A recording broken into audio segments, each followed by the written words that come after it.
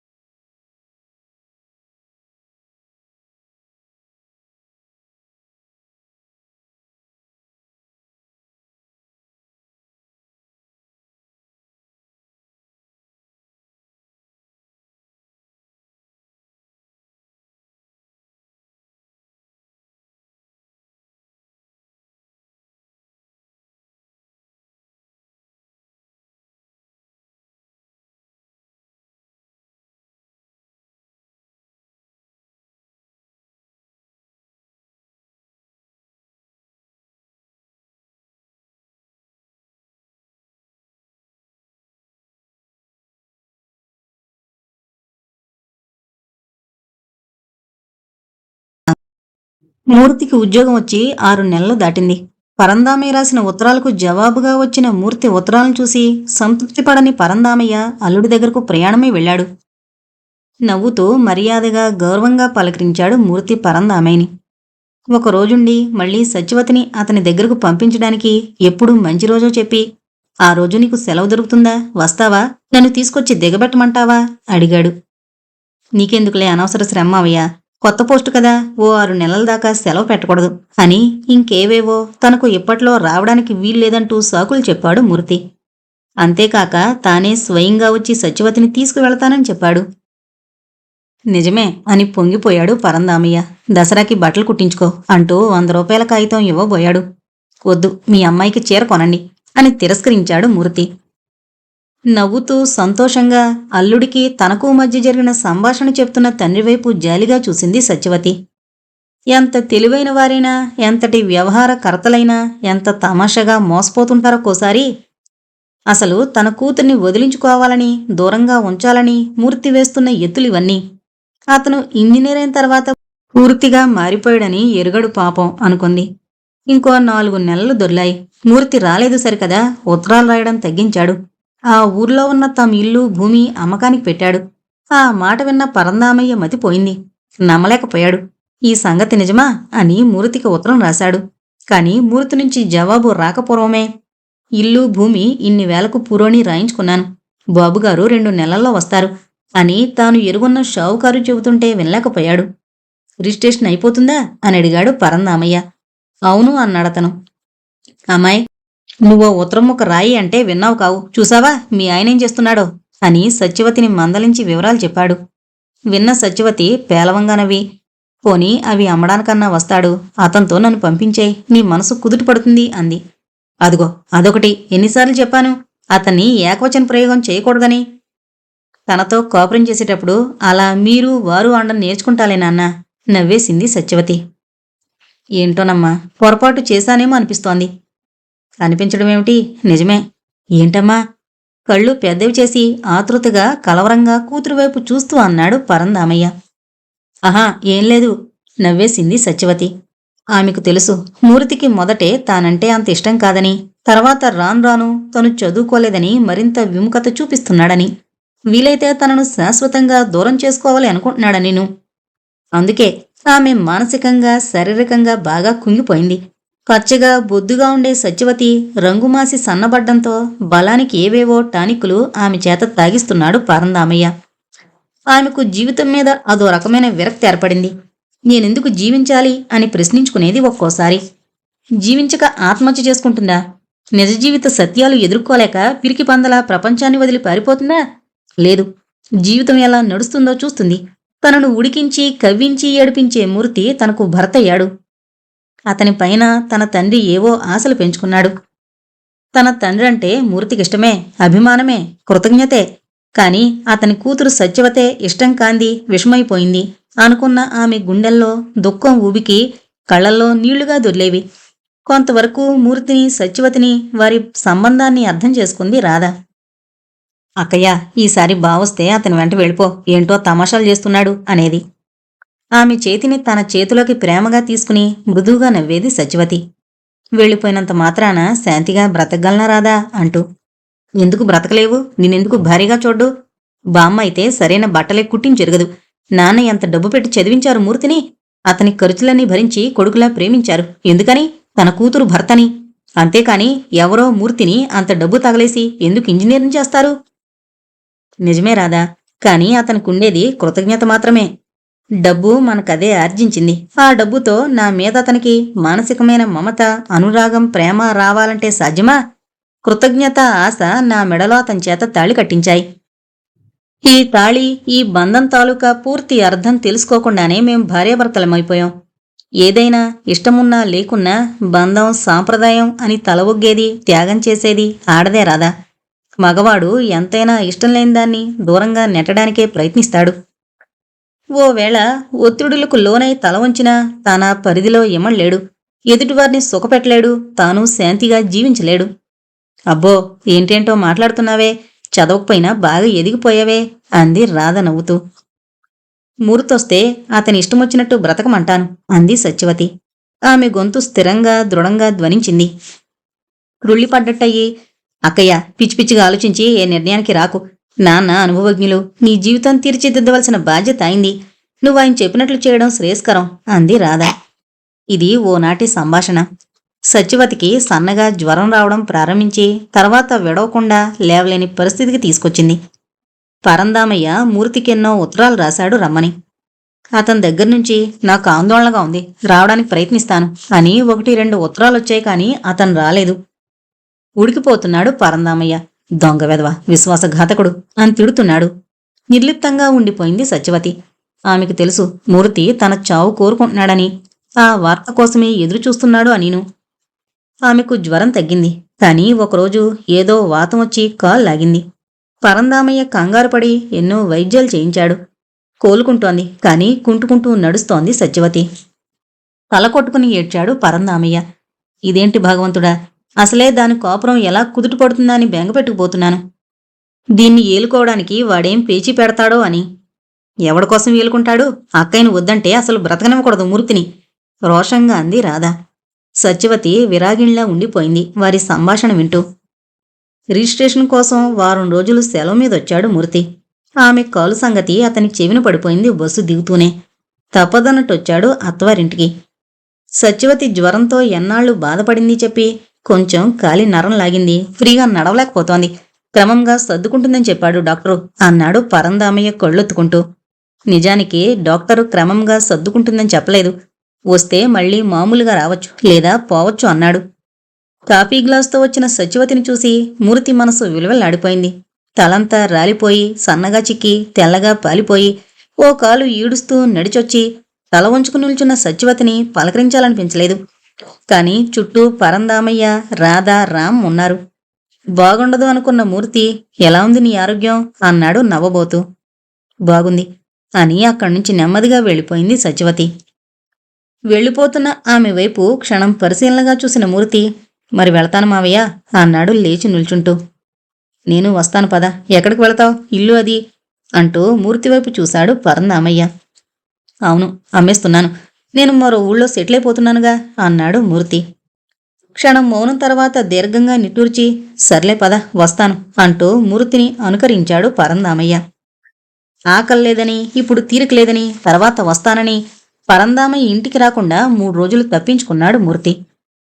4వ రోజు ఇక 1-2 రోజుల్లో మూర్తి వెళ్ళిపోతాడని అనుకున్న పరందామయ్య, మూర్తి, అయితే సత్యవతిని నీతో తీసుకుపోతావు కదూ, దాన్ని పంపించడానికి ఏర్పాట్లు చేస్తాను అంటూ మూర్తి ముఖంలోకి చూశాడు. చిరాకుగా కొనుబొమ్మలు చిట్లించి, ఆ సొట్టదాన్ని నా వెనక పంపిస్తావా అని మూర్తి అండంతోనే సహించలేని పరందామయ్య ఓర్పు నశించిపోయింది. మూర్తి చెంప చెళ్ళుమనిపించాడు. సొట్టదా, అయితే వదిలేస్తావా? రంబలాంటి పిల్ల నీకిచ్చాను, అది జబ్బుపడి అలా తయారైంది, అది నీ కర్మ, అంతేకాని ఏమిటా నీ ఉద్దేశం అంటూ. చెంపదెబ్బతిన్న పౌరుష పడలేదు మూర్తి. నిదానంగా అన్నాడు, న్యాయంగా ఆలోచించు మావయ్య, డబ్బు పెట్టి చదివించాను కదా, ఈ వెధవ నేను చెప్పినట్టు ఎందుకు వెండు అనుకోకు. నిజమే, నేనింత వాడిని అవడానికి కారకుడివి నువ్వు, అందుచేత రాధని నాకిచ్చి పెళ్లిచే, డబ్బు నష్టపోయిననే బాధ నీకుండదు, సత్యవతిని నీ దగ్గరుంచుకో అని. నోర్మయ్, ఓసారి గడ్డి తిని బుద్ధిలేక అపాత్రదానం చేశాను, ఓ పిల్ల గొంతు కోశాను, మళ్ళీ మరొక తినిస్తానా? ఎంత ద్రోహబుద్ధితో ఉన్నావు నువ్వు. ఒరే మూర్తి, నీకిది న్యాయం కాదురా. భగవంతుడు, ధర్మం ఉన్నాయిరా. నా కూతుర్ని ఉసురు పెట్టి నువ్వు నాశనం కాదు, బాగుపడవరా. ఆవేశంతో నిలువున వణికిపోతూ అన్నాడు పరందామయ్య. చేసుకుని బాగుపడ్డానుగా, ఏం చేస్తావో నీ ఇష్టం, నీ కూతురు మాత్రం నాకు అవసరం లేదు. కావాలంటే తన తిండి బట్టకి ఎంత నడుగు నెలలా పంపిస్తుంటాను. అగ్నిలో ఆజ్యం పోసినట్టయింది. మళ్లీ చెయ్యెత్తిన పరందామయ్య చేదించాడు మీసం మిలితిప్పుతూ. చూడు, నిన్ను కోర్టు కీడ్చి నీ ఉద్యోగం పీకించి 7 చెరువుల నీళ్లు నీ చేత తాగించకపోతే నేను పరందామేనే కాదు అని చెరచెర వీధి గుమ్మం దిగిపోయాడు. రాధా, ఒక్క ఉపకారం చేసి పెట్టవు అడిగింది సత్యవతి. పరందామే చెప్పిన మాటలు విన్నారు కాబట్టి అందరి వదనాలు చిన్నబోయున్నాయి. వాతావరణం బరువుగా విషాదంగా ఉంది. రాధ, సత్యవతి ఓ గదిలో ఉన్నారు. సత్యవతి మంచం మీద పడుకునుంది. రాధ ఆమె పక్కన కూర్చుంది. ఇద్దరి కళ్ళు వర్షిస్తున్నాయి. ఏంటి చేసి పెట్టాలక్కయ్యా? జాలిగా ఆమె వైపు చూస్తూ అడిగింది రాధ. మీ బావని ఒక్కసారి రమ్మని చెప్పు, నేను రమ్మన్నానని చెప్పు. వస్తాడంటావా? నవ్వింది రాధ. ఆఖరిసారిగా తననొక్కసారి చూడాలనుకుంటున్నానని చెప్పు. అక్కయ్య, అవును రాధా, నాన్న ఊరికే ఆవేశపడతారు, కానీ ఆలోచించరు. ఏం ఆలోచించాలి? చిరాగ్గా కనుబొమ్మలు చిట్లించింది రాధ. మూర్తి తరపున కూడా ఆలోచించాలి. ఆలోచన పెదవులు బిగబట్టింది రాధ. నిజం రాధా, నిజంగా అతని పరిస్థితిలో అన్నయ్య ఉన్నాడనుకో, అప్పుడు మనమేమంటాం? చెవి మిలేసి భార్యని ఏలుకోమంటాం. సత్యవతి మాట్లాడలేదు, చిన్నగా నవ్వింది. మౌనంగా కొన్ని క్షణాలు దొర్లాయి. నిజంగా మూర్తిని చూడాలని, అతని దగ్గరలో కూర్చుని 2 మాటలు మాట్లాడాలని తపనగా ఉంది. రాధా, ప్లీజ్, ఒక్కసారి, ఆఖరుసారిగా నిన్ను మా అక్కయ్య చూస్తుందట, రా అని పిలువు.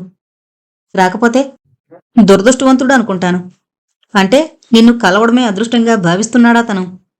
కాదు, నేను దురదృష్టవంతురాలను అనబోయి, సర్లే పిలుస్తాను అంటూ బాత్రూం వైపు నడిచింది రాధ. గబగబా అందంగా తయారయ్యి మూర్తి ఇంటివైపు నడిచింది. అతన్ని ఎలాగన్నా సత్యవతి దగ్గరకు రప్పించాలనే పట్టుదలతో.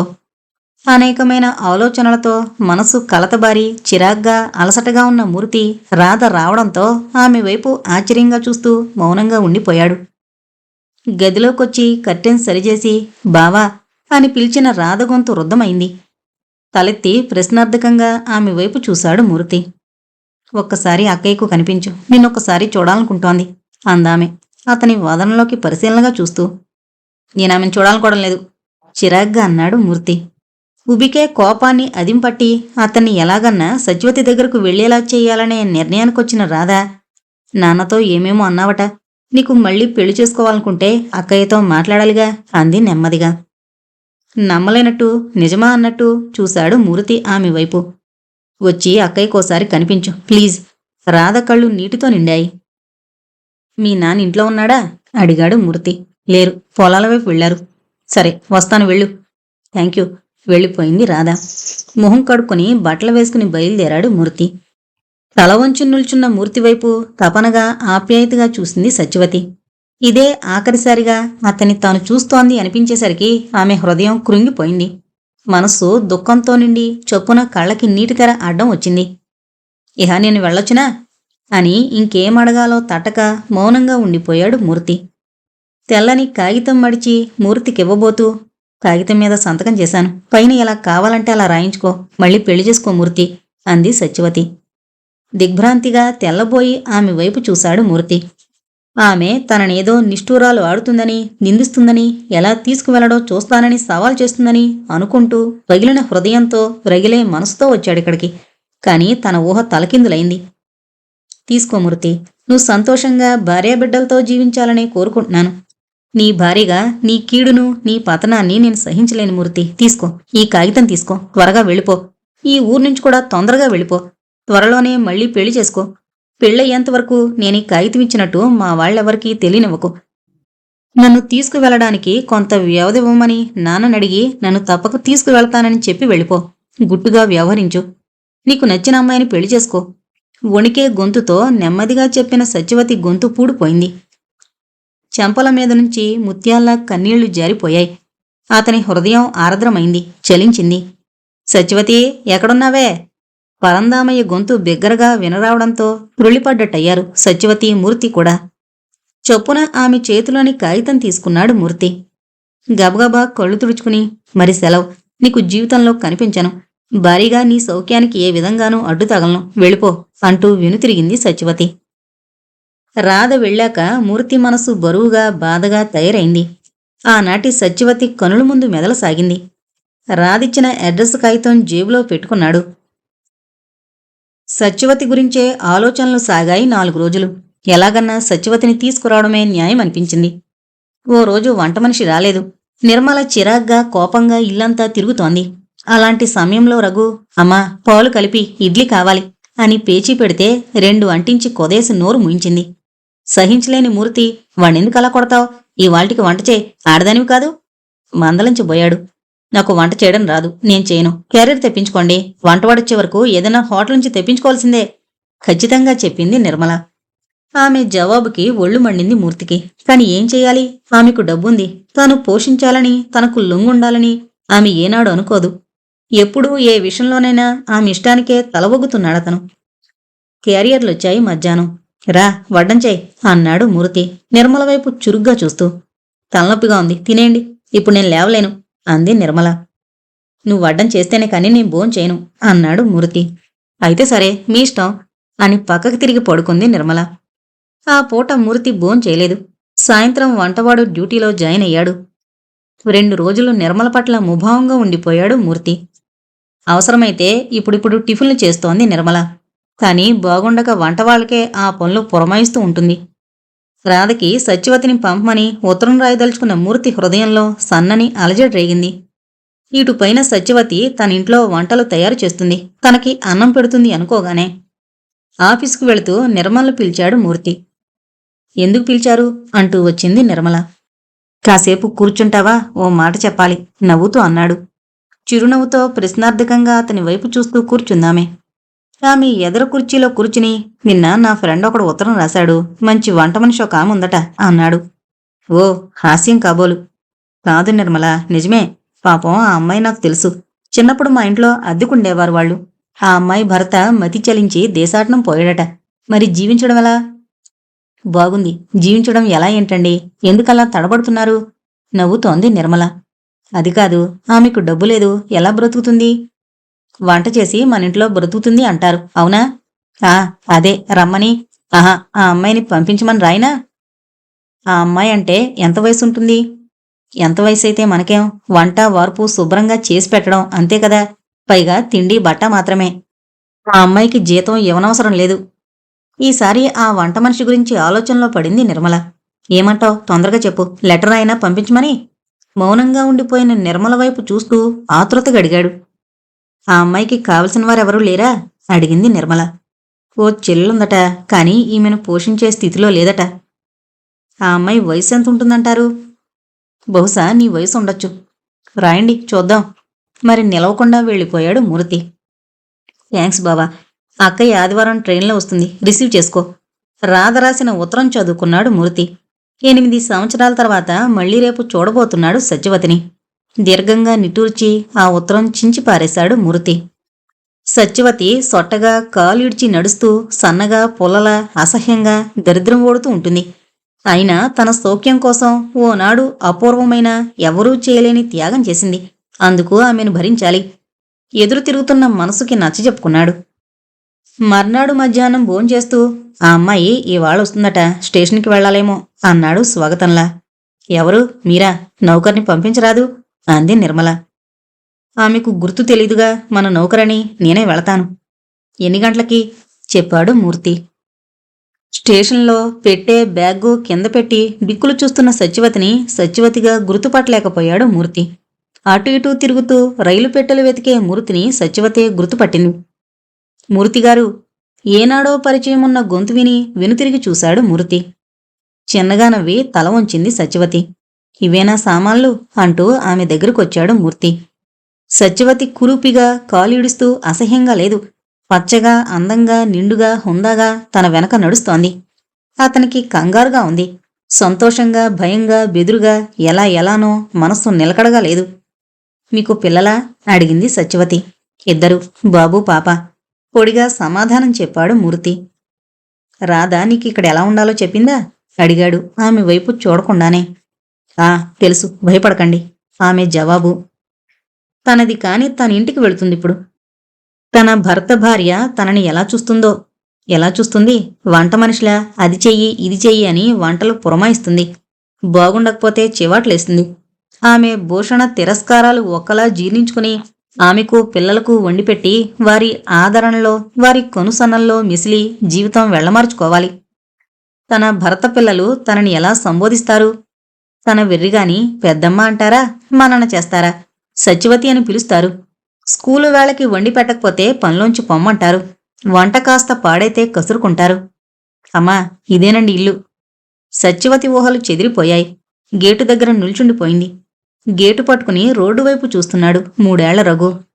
అటువైపు సంతోషంగా ఆత్మీయంగా చూసింది సత్యవతి. నౌకరు గేటు తెరిచాడు. లోపలికొస్తూనే రఘుని ఎత్తుకు ముద్దాడింది సత్యవతి. తల వంచి నెమ్మదిగా లోపలికొస్తున్న సత్యవతి వైపు, ఇదేం వంట మనిషి అన్నట్టు చూసింది నిర్మల. నిర్మలను చూస్తూనే వినయంగా నమస్కరించింది సత్యవతి. ఆమె కాదు ఆమె నమస్కరించింది, మనసులో ఆమె అదృష్టానికి. నీ పేరు అయ్యగారు స్టేషన్కొచ్చారా? అడిగింది నిర్మల. ఆ, వచ్చారండి. నా పేరు సత్యవతి. ఆమె సామాన్లు స్టోర్ రూంలో పెట్టించి రామయ్యా, నౌకరుకు చెప్పింది నిర్మల. నిర్మల చేతిలో ఉన్న పాపనందుకుని ఎత్తుకుని ఆ పిల్ల బుగ్గలు ఏదో మమతతో ముద్దాడుతూ, పాపకెన్నో మాసమమ్మా? అడిగింది సత్యవతి. 5 అని చెప్పింది నిర్మల. అలా పరిశీలనగా సత్యవతిని చూస్తున్న నిర్మలకు అసలీమెను ఇంట్లో ఉంచుకోవచ్చునా అనే ఆలోచనలో పడిపోయింది. సత్యవతిని వంట మనిషిగా మూర్తి చెప్పినప్పుడు సమ్మతించి రప్పించమని చెప్పింది. కాని తనకన్నా ఎన్నో రెట్లు అందమైంది, వయసులో ఉన్నది అయిన సత్యవతిని చూస్తుంటే ఆమె మతిపోయింది. తానే చూస్తోంది ఆమె అందాన్ని 1కి 10 సార్లు. అలాంటిది మూర్తి మనసు మాత్రం ఈమెను చూస్తే చలించదు అనడానికి గ్యారంటీ ఏమిటి? అతని బుద్ధి మంచిదే ఇప్పటికీ. కాని ఏ క్షణాన ఏ స్త్రీని కోరుకుంటుందో మగవాడి మనసు. అతను సామాన్యుడే, శ్రీరాముడు ఋష్యశృంగుడు కాదుగా. ఆలోచనలతో తేలిపోతూనే ఫ్లాస్క్లో కాఫీ గ్లాసులో పోసి సత్యవతికి ఇచ్చింది నిర్మల. కాఫీ తాగి పెరట్లోకెళ్ళి స్నానం చేసి చీర మార్చుకునొచ్చింది సత్యవతి. ఈవాళ్టికి వంట చేయనవసరం లేదులే సత్యవతి, రా కాసేపు రెస్ట్ తీసుకో. వంట తన్ని రేపటి వరకు చేయమన్నాను అంది నిర్మల. ఆమెను ఎందుకు భర్త వదిలేశాడో అన్నీ అడగాలని తాపత్రయపడుతుందామె. పాపని ఒడిలో కూర్చోబెట్టుకుని కుర్చీలో కూర్చున్న నిర్మలకి దగ్గరగా దిగువన కూర్చుంది సత్యవతి. నీకు పెళ్ళైందనుకుంటాను అంది నిర్మల సత్యవతి వైపు, ఆమె కట్టిన 25 రూపాయలు ఖరీదు చేసే చీరవైపు చూస్తూ. అయిందమ్మా. సత్యవతి ధైర్యాన్ని చిక్కబట్టుకుంటోంది. మరి పాపం ఆగిపోయింది నిర్మల. నిర్మల పెళ్ళయిందా అని అడగ్గానే ఆమెకి సమాధానం చెప్పి తృప్తిపరచాలో ముందుగానే ఆలోచించి నిర్ణయించుకున్న సత్యవతి, నేను ఆడదాన్ని కానమ్మా అంది. నిర్మల వదనంలో బెదురు అనుమానం పసిగట్టి తన భర్తను స్త్రీ ఎంతగా పొరులు సొత్తు కాకుండా జాగ్రత్త పడుతుందో అని తనలో తాను పెదవుల చాటున నవ్వుకుంటూ, తీర్చిదిద్దినట్టున్న కనుముక్కు తీరులో అందమైన ముఖం, పచ్చని ఛాయ, నల్లని పెద్ద తలకట్టు, అవయవ సౌష్ఠవం గల సత్యవతి వైపు ఆశ్చర్యంగా చూస్తూ, అదేంటి అయితే మగవాడివా? అడిగింది నిర్మల. మగవాణ్ణి కాను. అయితే నీలో స్త్రీత్వం లేదన్నమాట. అవును, దాంపత్య జీవితానికి. అందుకే ఆయన నన్ను వదిలేశారు. మతి చలించి దేశాటనం పోయాడని మా వారు చెప్పారే. అదీ నిజమే. తేలిగ్గా హాయిగా గుండెల నిండా గాలి పీల్చుకుంది నిర్మల. తర్వాత నిర్మల చేతుల్లో ఉన్న పాపను తీసుకుని నిద్రపుచ్చి, బాబూ రా నీకన్నం పెడతాను అంటూ రఘునెత్తుకుంది సత్యవతి. అమ్మా. సత్యవతి దగ్గర్నుంచి నిర్మలను చూపించాడు రఘు. నేను నీకెత్తుకుని అన్నం తినిపిస్తాను, చందమామను చూపిస్తాను, అలా తిప్పుతాను. ఏం బాబూ, నేను తినిపిస్తాను. రఘు బొగ్గ మీద ముద్దు పెట్టుకుంటూ అంది సత్యవతి. పరాయి పిల్లల మీద ఇంత ఆప్యాయత, అభిమానం చూపిస్తున్న ఈమె నమ్మదగ్గదేనా అనిపించింది నిర్మలకు. అయినా వెళుబాబు, సత్యవతి పెడుతుంది, తినేయ్ అంది తన డ్యూటీ ఆమె చేస్తున్నందుకు సంతోషంగా. రఘుకి అన్నం తినిపించి మంచం మీద పడుకోబెట్టి జోకొట్టింది సత్యవతి. తనకు అన్నం పెట్టి గారం చేసే కొత్త వ్యక్తి వైపు బిడియంగా చూసి కళ్ళు మూసుకున్నాడు రఘు. పిల్లల్ని అల్లరి లేకుండా నిద్రపుచ్చావే, నీకు పిల్లలు అలవాటా? అంటే మీ వాళ్ల పిల్లల్ని సాకేదానివా? అడిగింది నిర్మల. అవును, మా అన్నయ్య పిల్లలు నా దగ్గర చేరిక. అయితే వాళ్ళని చూడాలని వెళ్ళిపోతుంటావు కాబోలు. వెళ్ళినా ఒక్కరోజేనమ్మా, మళ్ళీ వచ్చేస్తాను. మా వదిన పుట్టింటికి వెళ్ళిపోయింది. ఇంతలో మూర్తి రావడంతో అక్కడ్నుంచి తప్పుకుంది సత్యవతి. ఎలా ఉంది వంట మనిషి, నచ్చిందా? నవ్వుతూ నెమ్మదిగా అడిగాడు మూర్తి నిర్మలను. నెమ్మది, మనిషి అంత ఇదిగా ఉందా? స్త్రీత్వం లేదట, పిచ్చెత్తి కాదు. ఇది అక్కర్లేక దేశాలు పట్టి పోయాడంట మొగుడు. మంచిదానిలాగే కనిపిస్తోంది, వదిలిపెట్టద్దు. ఒట్టి తిండికి బట్టకి ఎవరు కుదురుకుంటారు వంటకి? రహస్యంలా నెమ్మదిగా అంటోంది నిర్మల. స్త్రీత్వం లేదట. అది విన్న మూర్తి కనుబొమ్మలు ముడిపడ్డాయి. తన స్థానం ఈ ఇంట్లో బలపరుచుకోవడానికి సత్యవతాడిన అబద్ధం ఇది అని తట్టగానే చిన్నగా నవ్వుకున్నాడు. అమ్మా, అయ్యగారికి కాఫీ అంది సత్యవతి. నిర్మలకో గ్లాస్ అందించి ఇంకో గ్లాసు పట్టుకుని నిల్చుని, బెడ్రూంలో ఉన్నట్టున్నారు, ఇచ్చేయ్. మౌనంగా నిల్చుండిపోయింది సత్యవతి. నీకు బిడియమైతే రామినిచ్చేమను, అయినా ఆయన దగ్గర బిడి పడితే ఎలా అంది నిర్మల. మూర్తి గదివైపు నడిచింది సత్యవతి. కాఫీ. సత్యవతి గొంతు. తలెత్తి ఆమె వైపు చూశాడు మూర్తి. కాఫీ తీసుకోండి అంది సత్యవతి అరక్షణం అతని చూపులతో కలిసిన చూపులు తప్పించుకుంటూ. డ్యూటీలో జాయిన్ అయిపోయావా అన్నాడు చిన్నగా నవ్వి ఆమె చేతిలో కాఫీ గ్లాసు తీసుకుంటూ. ఆ అని వెనుతిరిగింది సత్యవతి. ఉండు, గ్లాసు తీసుకుని పో అన్నాడు మూర్తి. ఆమె నిల్చుంది. ఆమె వైపు చూస్తూ, ఎంత ఉదయమే స్నానం చేశావా అడిగాడు మూర్తి, ఆమెతో ఏదో మాట్లాడాలని. నాకలవాటే పొడిగా అంది సత్యవతి. నువ్వు కాఫీ తాగావా? నాతో చనువుగా మాట్లాడకూడదు. అతను దిగువరించిన కాఫీ గ్లాసు తీసుకుని వెళ్ళిపోతూ అంది సత్యవతి. చనువుగా మాట్లాడకూడదు. ఓనాడు నేను తనతో మనసు విప్పి మాట్లాడడం లేదని ఏడ్చిన సత్యవతి అంటోంది.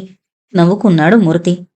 స్నానానికి వెళుతూ చంటిపాపకు నీళ్లు పోస్తోన్న సత్యవతిని చూశాడు. నిర్మల, పిల్లల పనులు కూడా ఆమెకు అప్పగిస్తున్నావా అడిగాడు భార్యని. ఆమె తనకై తాను చేస్తోంది, నేనేం అప్పగించలే. అయినా పనివాళ్ల విషయంలో మగవాళ్ల జోక్యం అనవసరం చిరాగ్గా అంది నిర్మల. రఘుబాబు, దా స్నానం చేసి టిఫిన్ తిందుగాని రఘువును పిలుస్తోంది సత్యవతి. రానని మారం చేస్తున్న రఘువును బ్రతిమలాడి స్నానానికి తీసుకువెళ్ళింది. అతని ఒళ్ళు తుడిచి బట్టలు వేసి, అమ్మా, అయ్యగారు టిఫిన్ చేస్తారేమో, వెళతారా మీరు అడిగింది నిర్మలని. ఆయన టిఫిన్ చేస్తే నేనెందుకు? ఆయన వెళతారు కాబోలు, టైం అవుతోంది చూడు, తర్వాత వీడికి టిఫిన్ పెట్టచ్చు. వీడు నేను ఎక్కడికి వెళతాం అంది నిర్మల నవ్వుతూ. తెల్లబోయింది సత్యవతి.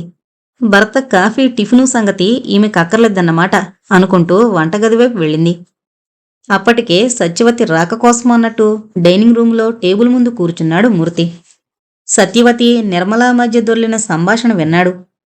టిఫిన్ ప్లేటు, గ్లాసుతో నీళ్లు టేబుల్ మీద పెడుతూ, కాఫీ ఇంకేమైనా కావాలా అడిగింది సత్యవతి.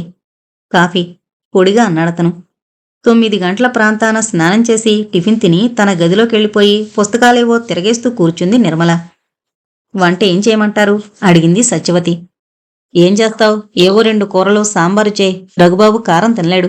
నన్ను అడగనవసరం లేదు. కావలసిన సామాన్లన్నీ స్టోర్ రూంలో ఉంటాయి. నన్ను డిస్టర్బ్ చేయకు విసుగ్గా అంది నిర్మల. బాగుంది. తన ఇల్లు తన సంసారం చక్కదిద్దుకునే అవసరం ఆమెకు లేదు.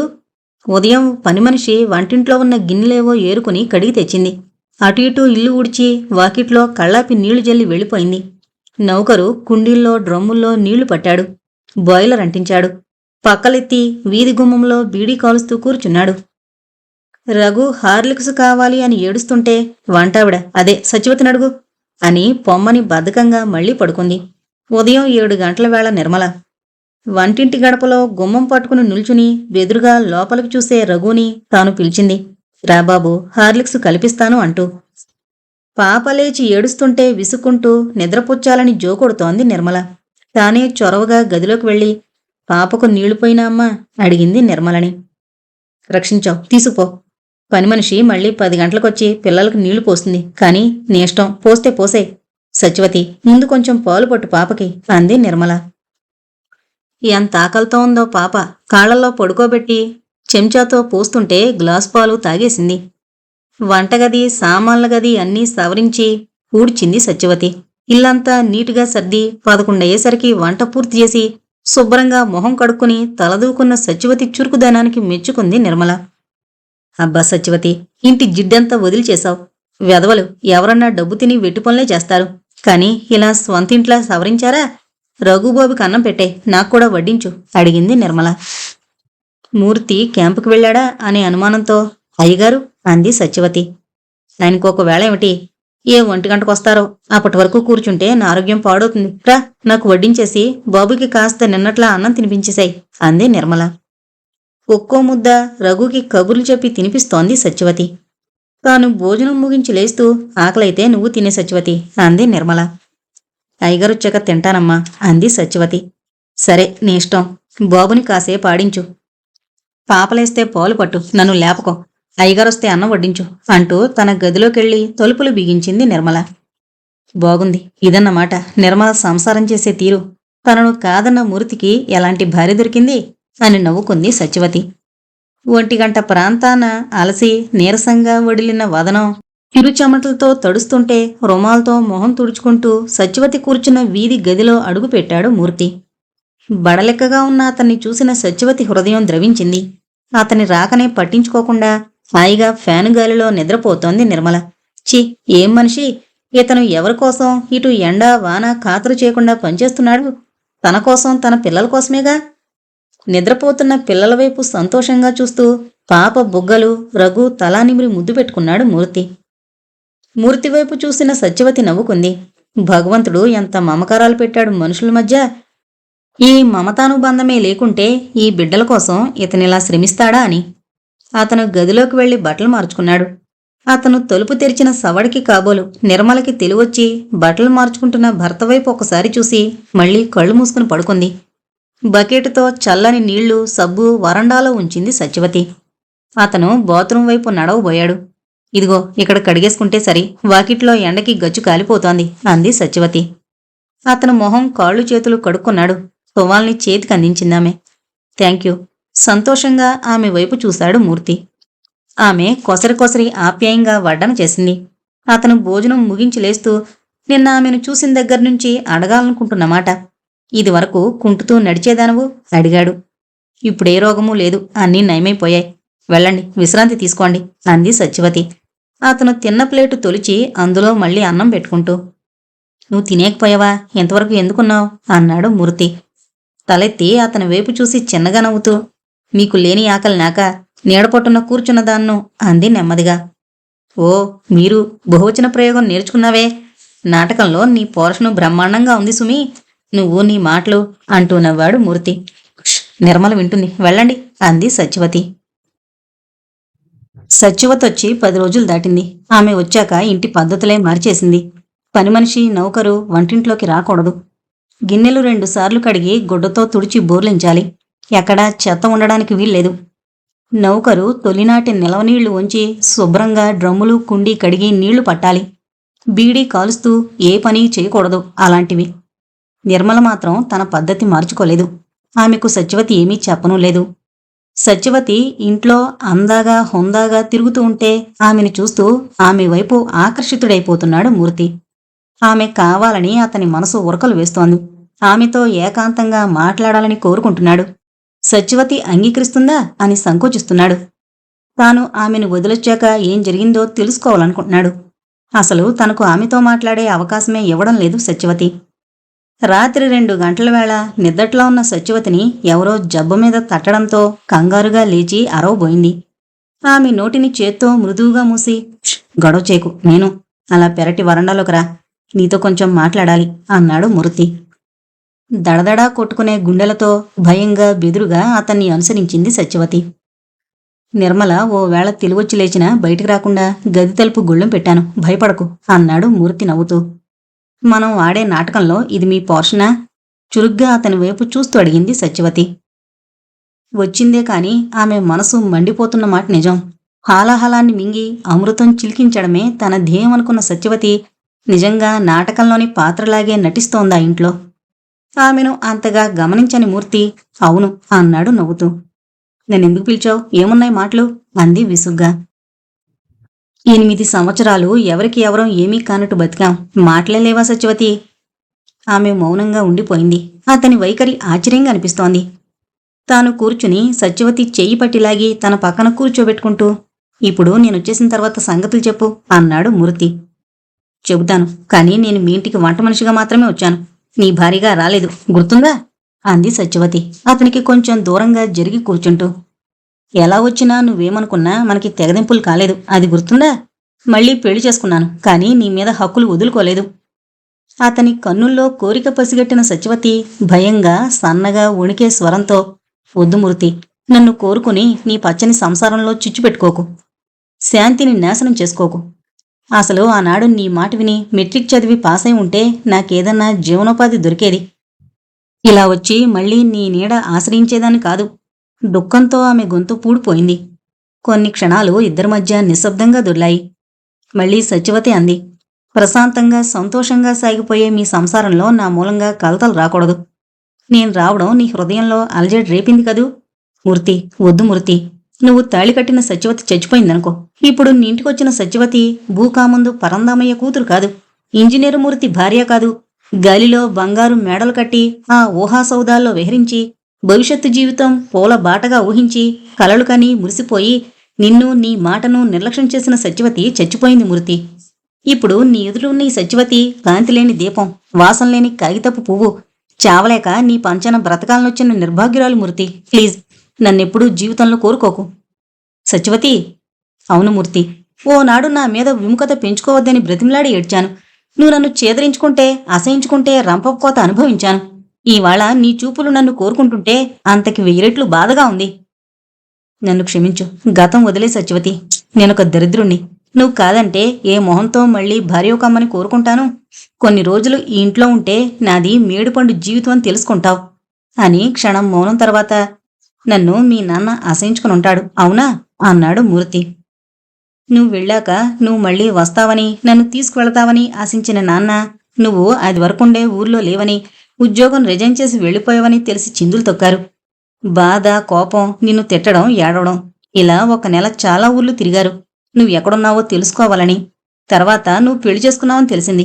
భార్య ఉండగా మళ్లీ పెళ్లి చేసుకున్న నేరానికి నీ మీద కేసు పెట్టించడానికి సిద్ధమయ్యారు.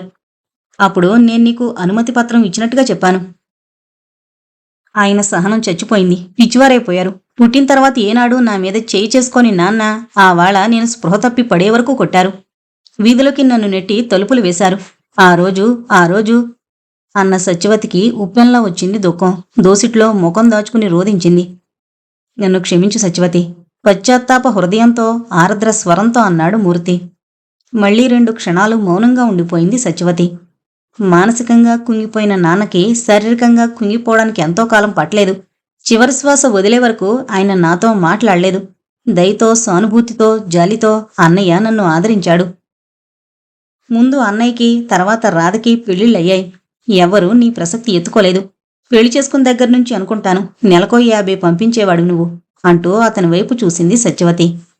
అవును, అది ఈ మధ్య పంపడం మానేశాను. తెలివైంది రాధా. నేను నా జీవితం ముద్దుబారిపోయే సత్యవతి. యాంత్రికంగా బ్రతికేస్తున్నానంతే. నిర్మలతో ఏంటి చెప్పావట? నవ్వబోయాడు. నేను ఆడదాన్ని కాదని చెప్పాను. ఆమె భయాలు ఆమెకుంటాయిగా.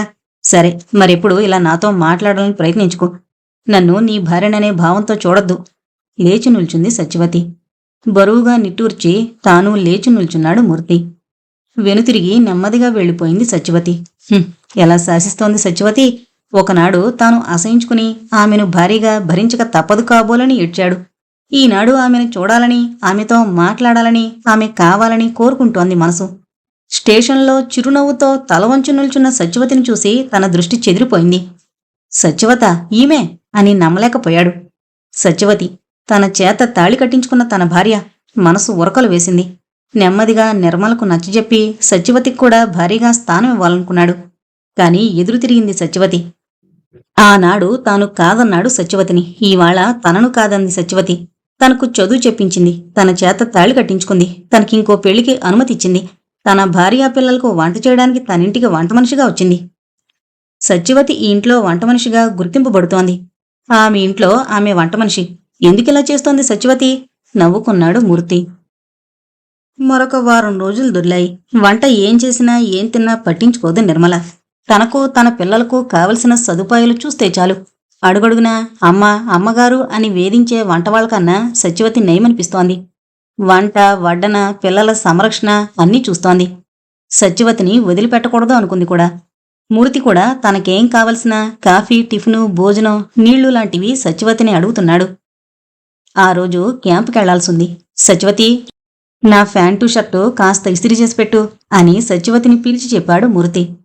మీకు మంచి చెడ్డ తెలీదు. ఆమె ఏమనుకుంటుంది? పిల్లల్ని చేరదీస్తోందని, ఇంట్లో పనులు స్వతంత్రంగా చక్కబెడుతోందని నేను సంతోషిస్తుంటే ఆమెను వెళ్ళగొట్టేలా ఉన్నారు మీరు. కాకపోతే ఇవాళ బట్టలు ఇస్త్రీ చేయమన్నారు, రేపు వీపు రుద్దమంటారనుకోదు. నెమ్మదిగా మందలింపుగా అంది నిర్మల. పర్వాలే, ఏమీ అనుకోదు. అలాంటి పనులు స్వంత చెల్లెలకు చెప్పినట్టు చెప్పొచ్చు అని నవ్వేశాడు మూర్తి. ఎన్ని రోజుల క్యాంపు? హోల్డాళ్లు సర్దుకున్నారా? అడిగింది నిర్మల మూర్తిని. కాస్త కట్టేద్దు, 4 రోజులకు సరిపడా బట్టలు పెట్టు. సత్యవతి పిలిచింది నిర్మల. ఏమమ్మా? వచ్చి నిల్చుంది సత్యవతి. ఏం చేస్తున్నావు? ఏమన్నా పని చేస్తున్నావా? లేదు, ఇవిగో బట్టలు ఇస్త్రీ చేశాను. ఏం చేయమంటారు? మరేమనుకోకు, అయ్యగారు బట్టలు 4 జతలు పెట్టి హోల్డాళ్లు కట్టేద్దు. ఒక్కసారి నిర్మల వైపు చూసి సరే అంది సత్యవతి. భగవంతుని దయవల్ల ఈమెకు ఈర్ష్య, అసూయ, అనుమానం లేవు. తన భర్తపై పూర్తి విశ్వాసం ఉంది అనుకున్న సత్యవతి తేలిగ్గా నిట్టూర్చింది. అతను క్యాంపుకెళ్లే వరకు అతని వెనకే తిరిగింది సత్యవతి. పాపా, నాన్నగారికి టాటా చెప్పు అంది సత్యవతి పాపను ఎత్తుకుని నవ్వుతూ. చివాళ్ళ వెనుతిరిగిన మూర్తి జాలిగా చూశాడు సత్యవతి వైపు. నిజంగా ఆమెకేమీ బాధ అనిపించడం లేదా? సంతోషంగా పిల్లల్ని, నిర్మలని ఎలా ప్రేమించగలుగుతోంది? తన మీద ఎందుకు కోపగించుకోదు, నిందించదు? ఏంటి ఈమె మానవాతీతురాలా అనిపించింది అతనికి. మూర్తి లేడు కనుక సత్యవతి, నిర్మల ఒక గదిలోనే నిద్రపోతున్నారు. మాటల సందర్భంలో నిర్మలకు తల్లిదండ్రులు, తోబుట్టువులు లేరని తెలుసుకున్న సత్యవతి జాలిపడింది. పిల్లలు బాగా మాలిమవడంతో సత్యవతి తన దగ్గరే పడుకోబెట్టుకుంటోంది. నిర్మల వేసే ప్రశ్నలకి పొడిపొడిగా జవాబులు చెప్పింది సత్యవతి. తననెవరూ ఆదరించేవారు లేరని, అంతా మీరే అని స్ఫురించేలా. పోనీలే సత్యవతి, దేవుడు నిన్ను అన్యాయం చేశాడు. నేను బ్రతుకున్నంతవరకు నీకేం భయం లేదు. వంట చేసి కాస్త అయ్యగారికి, పిల్లలకి సదుపాయాలు చేస్తుండు. నేను వంట చేయనని, ఆయనకు వడ్డన చేయనని అయ్యగారు అప్పుడప్పుడు నా మీద కోపగించుకుంటూ ఉంటారు. అలాంటి చిరాకు ఆయనకు రాకుండా చెయ్యి. నీ జీతం నేనే ఇస్తాను అంది గబగబా నిర్మల. తేలిగ్గా నవ్వేస్తూ, నాకెందుకమ్మా జీతం, నాకేం ఖర్చులున్నాయి, తిండి బట్ట మీరే ఇస్తారు అంది సత్యవతి. అన్నట్లు అవునులే, మా ఇంట్లోనే ఉండిపోదుగా నువ్వు. రఘుబాబు పుట్టే వరకు మా నాన్నున్నారు. ఆయన వంట మనిషిని ఓ మా బంధువులామెను ఇంట్లో పెట్టి నాకు చేయించారు. పాప పుట్టినప్పుడైతే యాతనే అనుకో. పురిటి సమయం అయ్యేసరికి హాస్పిటల్లో చేర్పించారు. ఇంటి దగ్గర రఘుబాబు అల్లరి. 4వ నాడు ఇంటికొచ్చిన నేను ఎంతసేపు ఏడ్చానో. నన్ను ఇంట్లో వదిలి ఆవాళ్లే మాండానికి వీల్లేదంటూ అయ్యగారు క్యాంపుకెళ్లారు. వంటవాడు పత్యం చేసి పెట్టడం, పనివాళ్లు సరిగ్గా పనులు చేయక నన్ను నరిపించడం. పాపకి 4 నెలలొచ్చే వరకు నా ఆరోగ్యం కుదుట పడలేదు. నువ్వు వచ్చిన తర్వాత ఈ ఇంటి పనులు నీ ఇంటి పనుల బాధ్యతగా అన్నీ కల్పించుకుని చేస్తుంటే మా అమ్మాయి బ్రతికి నా సంసారం దిద్దడానికి, నా పిల్లల సంరక్షణ చేయడానికి వచ్చిందనిపిస్తోంది నిన్ను చూస్తుంటే. పొగడత కాదు సత్యవతి, నిజం మనస్ఫూర్తిగా అంది నిర్మల. ఎంత మాటమ్మా, జీవితాంతం మీ పంచన తలదాచుకోవాలని, మీ నీడన బ్రతకాలని వచ్చిందాన్ను. మీకలాంటి అభిప్రాయం ఏర్పడిందంటే అది నా అదృష్టమే అంది సత్యవతి. క్యాంపు నుంచి తిరిగొచ్చిన మూర్తి ఓ స్నేహితుణ్ణి వెంటబెట్టుకొచ్చాడు. నిర్మలకు పరిచయం చేశాడు. వీడు నేను కలిసి ఇంజనీరింగ్ చదివేవారం. మధ్యలో చదువు మానేసి కాంట్రాక్టులు చేసి లక్షాధికారయ్యాడు. వీడి పేరు సుందర్రావు అని. నమస్తే అంది నిర్మల. నమస్తే అన్నాడు సుందర్రావు. హడావిడిగా వంటింట్లోకి వెళ్లి అతిథికి విందు ఏర్పాట్లు చేయమని సత్యవతికి చెప్పింది. రాత్రి 9 గంటల దాకా ఏవేవో కబుర్లతో గడిపిన మిత్రులు భోజనానికి డైనింగ్ రూంలోకి వచ్చారు. తల వంచి నమ్రతగా వడ్డం చేస్తోంది సత్యవతి. ఆమె అందాన్ని పరిశీలనగా చూస్తున్నాడు సుందర్రావు. అది గ్రహించిన మూర్తి, ఎలా ఉంది కూర, బాగుందా? మా సత్యవతి వంట బ్రహ్మాండం అన్నాడు. చిన్నగా నవ్వి, బాగుండకేమిట్రా, హోటల్ మెతుకులు తింటూ జిహ చచ్చినవాడికి అన్నాడు సుందర్రావు. అంటే? మూర్తి కనుబొమ్మలు ముడిపడ్డాయి. మా అమ్మ పోయి సంవత్సరం దాటింది. అమ్మ పోతే భార్య? ప్రశ్నించాడు మూర్తి ఆశ్చర్యంగా. అతను వివాహితుడో కాదో తెలీదు మూర్తికి. స్టేషన్లో సుందర్రావుని చూడగానే, రా, చాలా కాలం తర్వాత కలిసాం, ఒకరోజు ఉండిపో, మాట్లాడుకుందాం అంటూ అతన్ని ఇంటికి తీసుకొస్తూ, ఎక్కడ జాబ్ చేస్తున్నావనే ప్రశ్నకి కాంట్రాక్టులు చేసి లక్షలు గడించానని చెప్పాడు. లక్షలు కాకపోతే వేలుండొచ్చు. చూస్తే ధనవంతుడిలాగే కనిపిస్తున్నాడు సుందర్రావు. గలగలా నవ్వి, లేదు బ్రదర్, నేనింకా బ్రహ్మచారినే అన్నాడు సుందర్రావు. ఓ, అయితే 32 ఏళ్ల పెళ్ళికొడుకులు ఉన్నారన్నమాట అన్నాడు మూర్తి చిన్నగా నవ్వుతూ. 25 ఏళ్ల అమ్మాయింటే చూడు అన్నాడు సుందర్రావు. సుందర్రావు పెళ్లి కానంత మాత్రాన యవ్వనం జారవిడుచుకోలేదు. అయితే అతనికిప్పుడు కావలసింది ఇల్లు కనిపెట్టుకుని ఉండే ఆడది, భార్య, తన పిల్లలకి తెల్లయ్యే అమ్మాయి. అలాంటి కోరిక ఈ మధ్యనే పుట్టింది. తాను ఎరిగిన బంధువులకు చెప్పాడు తాను పెళ్లి చేసుకోదలుచుకున్నట్టు. కాని ఎవరో పిల్లనిస్తామని ముందుకు రాలేదు. చెడు తిరుగులున్న మనిషి దగ్గర డబ్బు నిలవదు, భార్య సుఖపడదు అనే నమ్మకంతో. భోజనం ముగించి ఒక్కపొడి నములుతూ ఆ మాట ఈ మాట మాట్లాడి, సత్యవతంటే ఎవర్రా అడిగాడు సుందర్రావు. మా బంధువులావిడ అన్నాడు మూర్తి. ఎందుకనో వంట మనిషి అని చెప్పలేకపోయాడు. అంటే విడోనా? ఎరా ఫూల్, కనిపించలే, నుదుట బొట్టు గాజులు. కొంతమంది ఇప్పుడు తీయడం లేదులే అని ఇంకేమో అడగబోయి, నీకు సెకండ్ మ్యారేజ్ కదూ అన్నాడు. అవును. మొదటామే ఉంది. పాపం ఎక్కడా? వాళ్ళింట్లో. ఇద్దరి మధ్య కొన్ని క్షణాలు నిశ్శబ్దంగా దొర్లాయి. మరి వెళతాన్రా అంటూ లేచాడు సుందర్రావు. అరే, ఇప్పుడెక్కడికి? ఆఫీసు రూంలో పక్క వేస్తాను, పడుకో. ఆహా, ఇబ్బంది పడక అనవసరంగా. లాడ్జికి పోతాను. తెల్లవారుజాము 3 గంటల ట్రైన్కి వెళ్ళిపోవాలి. సరే, నీ ఇష్టం, వచ్చిపోతుండు. అలాగే వెళ్ళిపోయాడు సుందర్రావు. ఇదిగో రాధ ఉత్తరం రాసింది. ఈ 3 నెలలయ్యి ఆమెకు నువ్వు ఉత్తరం రాయలేదా అడిగాడు మూర్తి సత్యవతి చేతికో కవరిస్తూ. లేదు అంది సత్యవతి కవరు విప్పి ఆతృతగా చదువుతూ. జవాబి అంటూ మరొక కవరు ఆమె చేతిలో పెట్టి వెళ్ళిపోయాడు మూర్తి. సాయంత్రం నిర్మల ఎవరింట్లోనో బర్త్డే పార్టీ అని వెళ్ళింది. ఆఫీసు రూంలోకి కాఫీ తెచ్చిన సత్యవతిని, కాసేపు కూర్చుని ఏమన్నా కబుర్లు చెప్పరాదు అన్నాడు మూర్తి.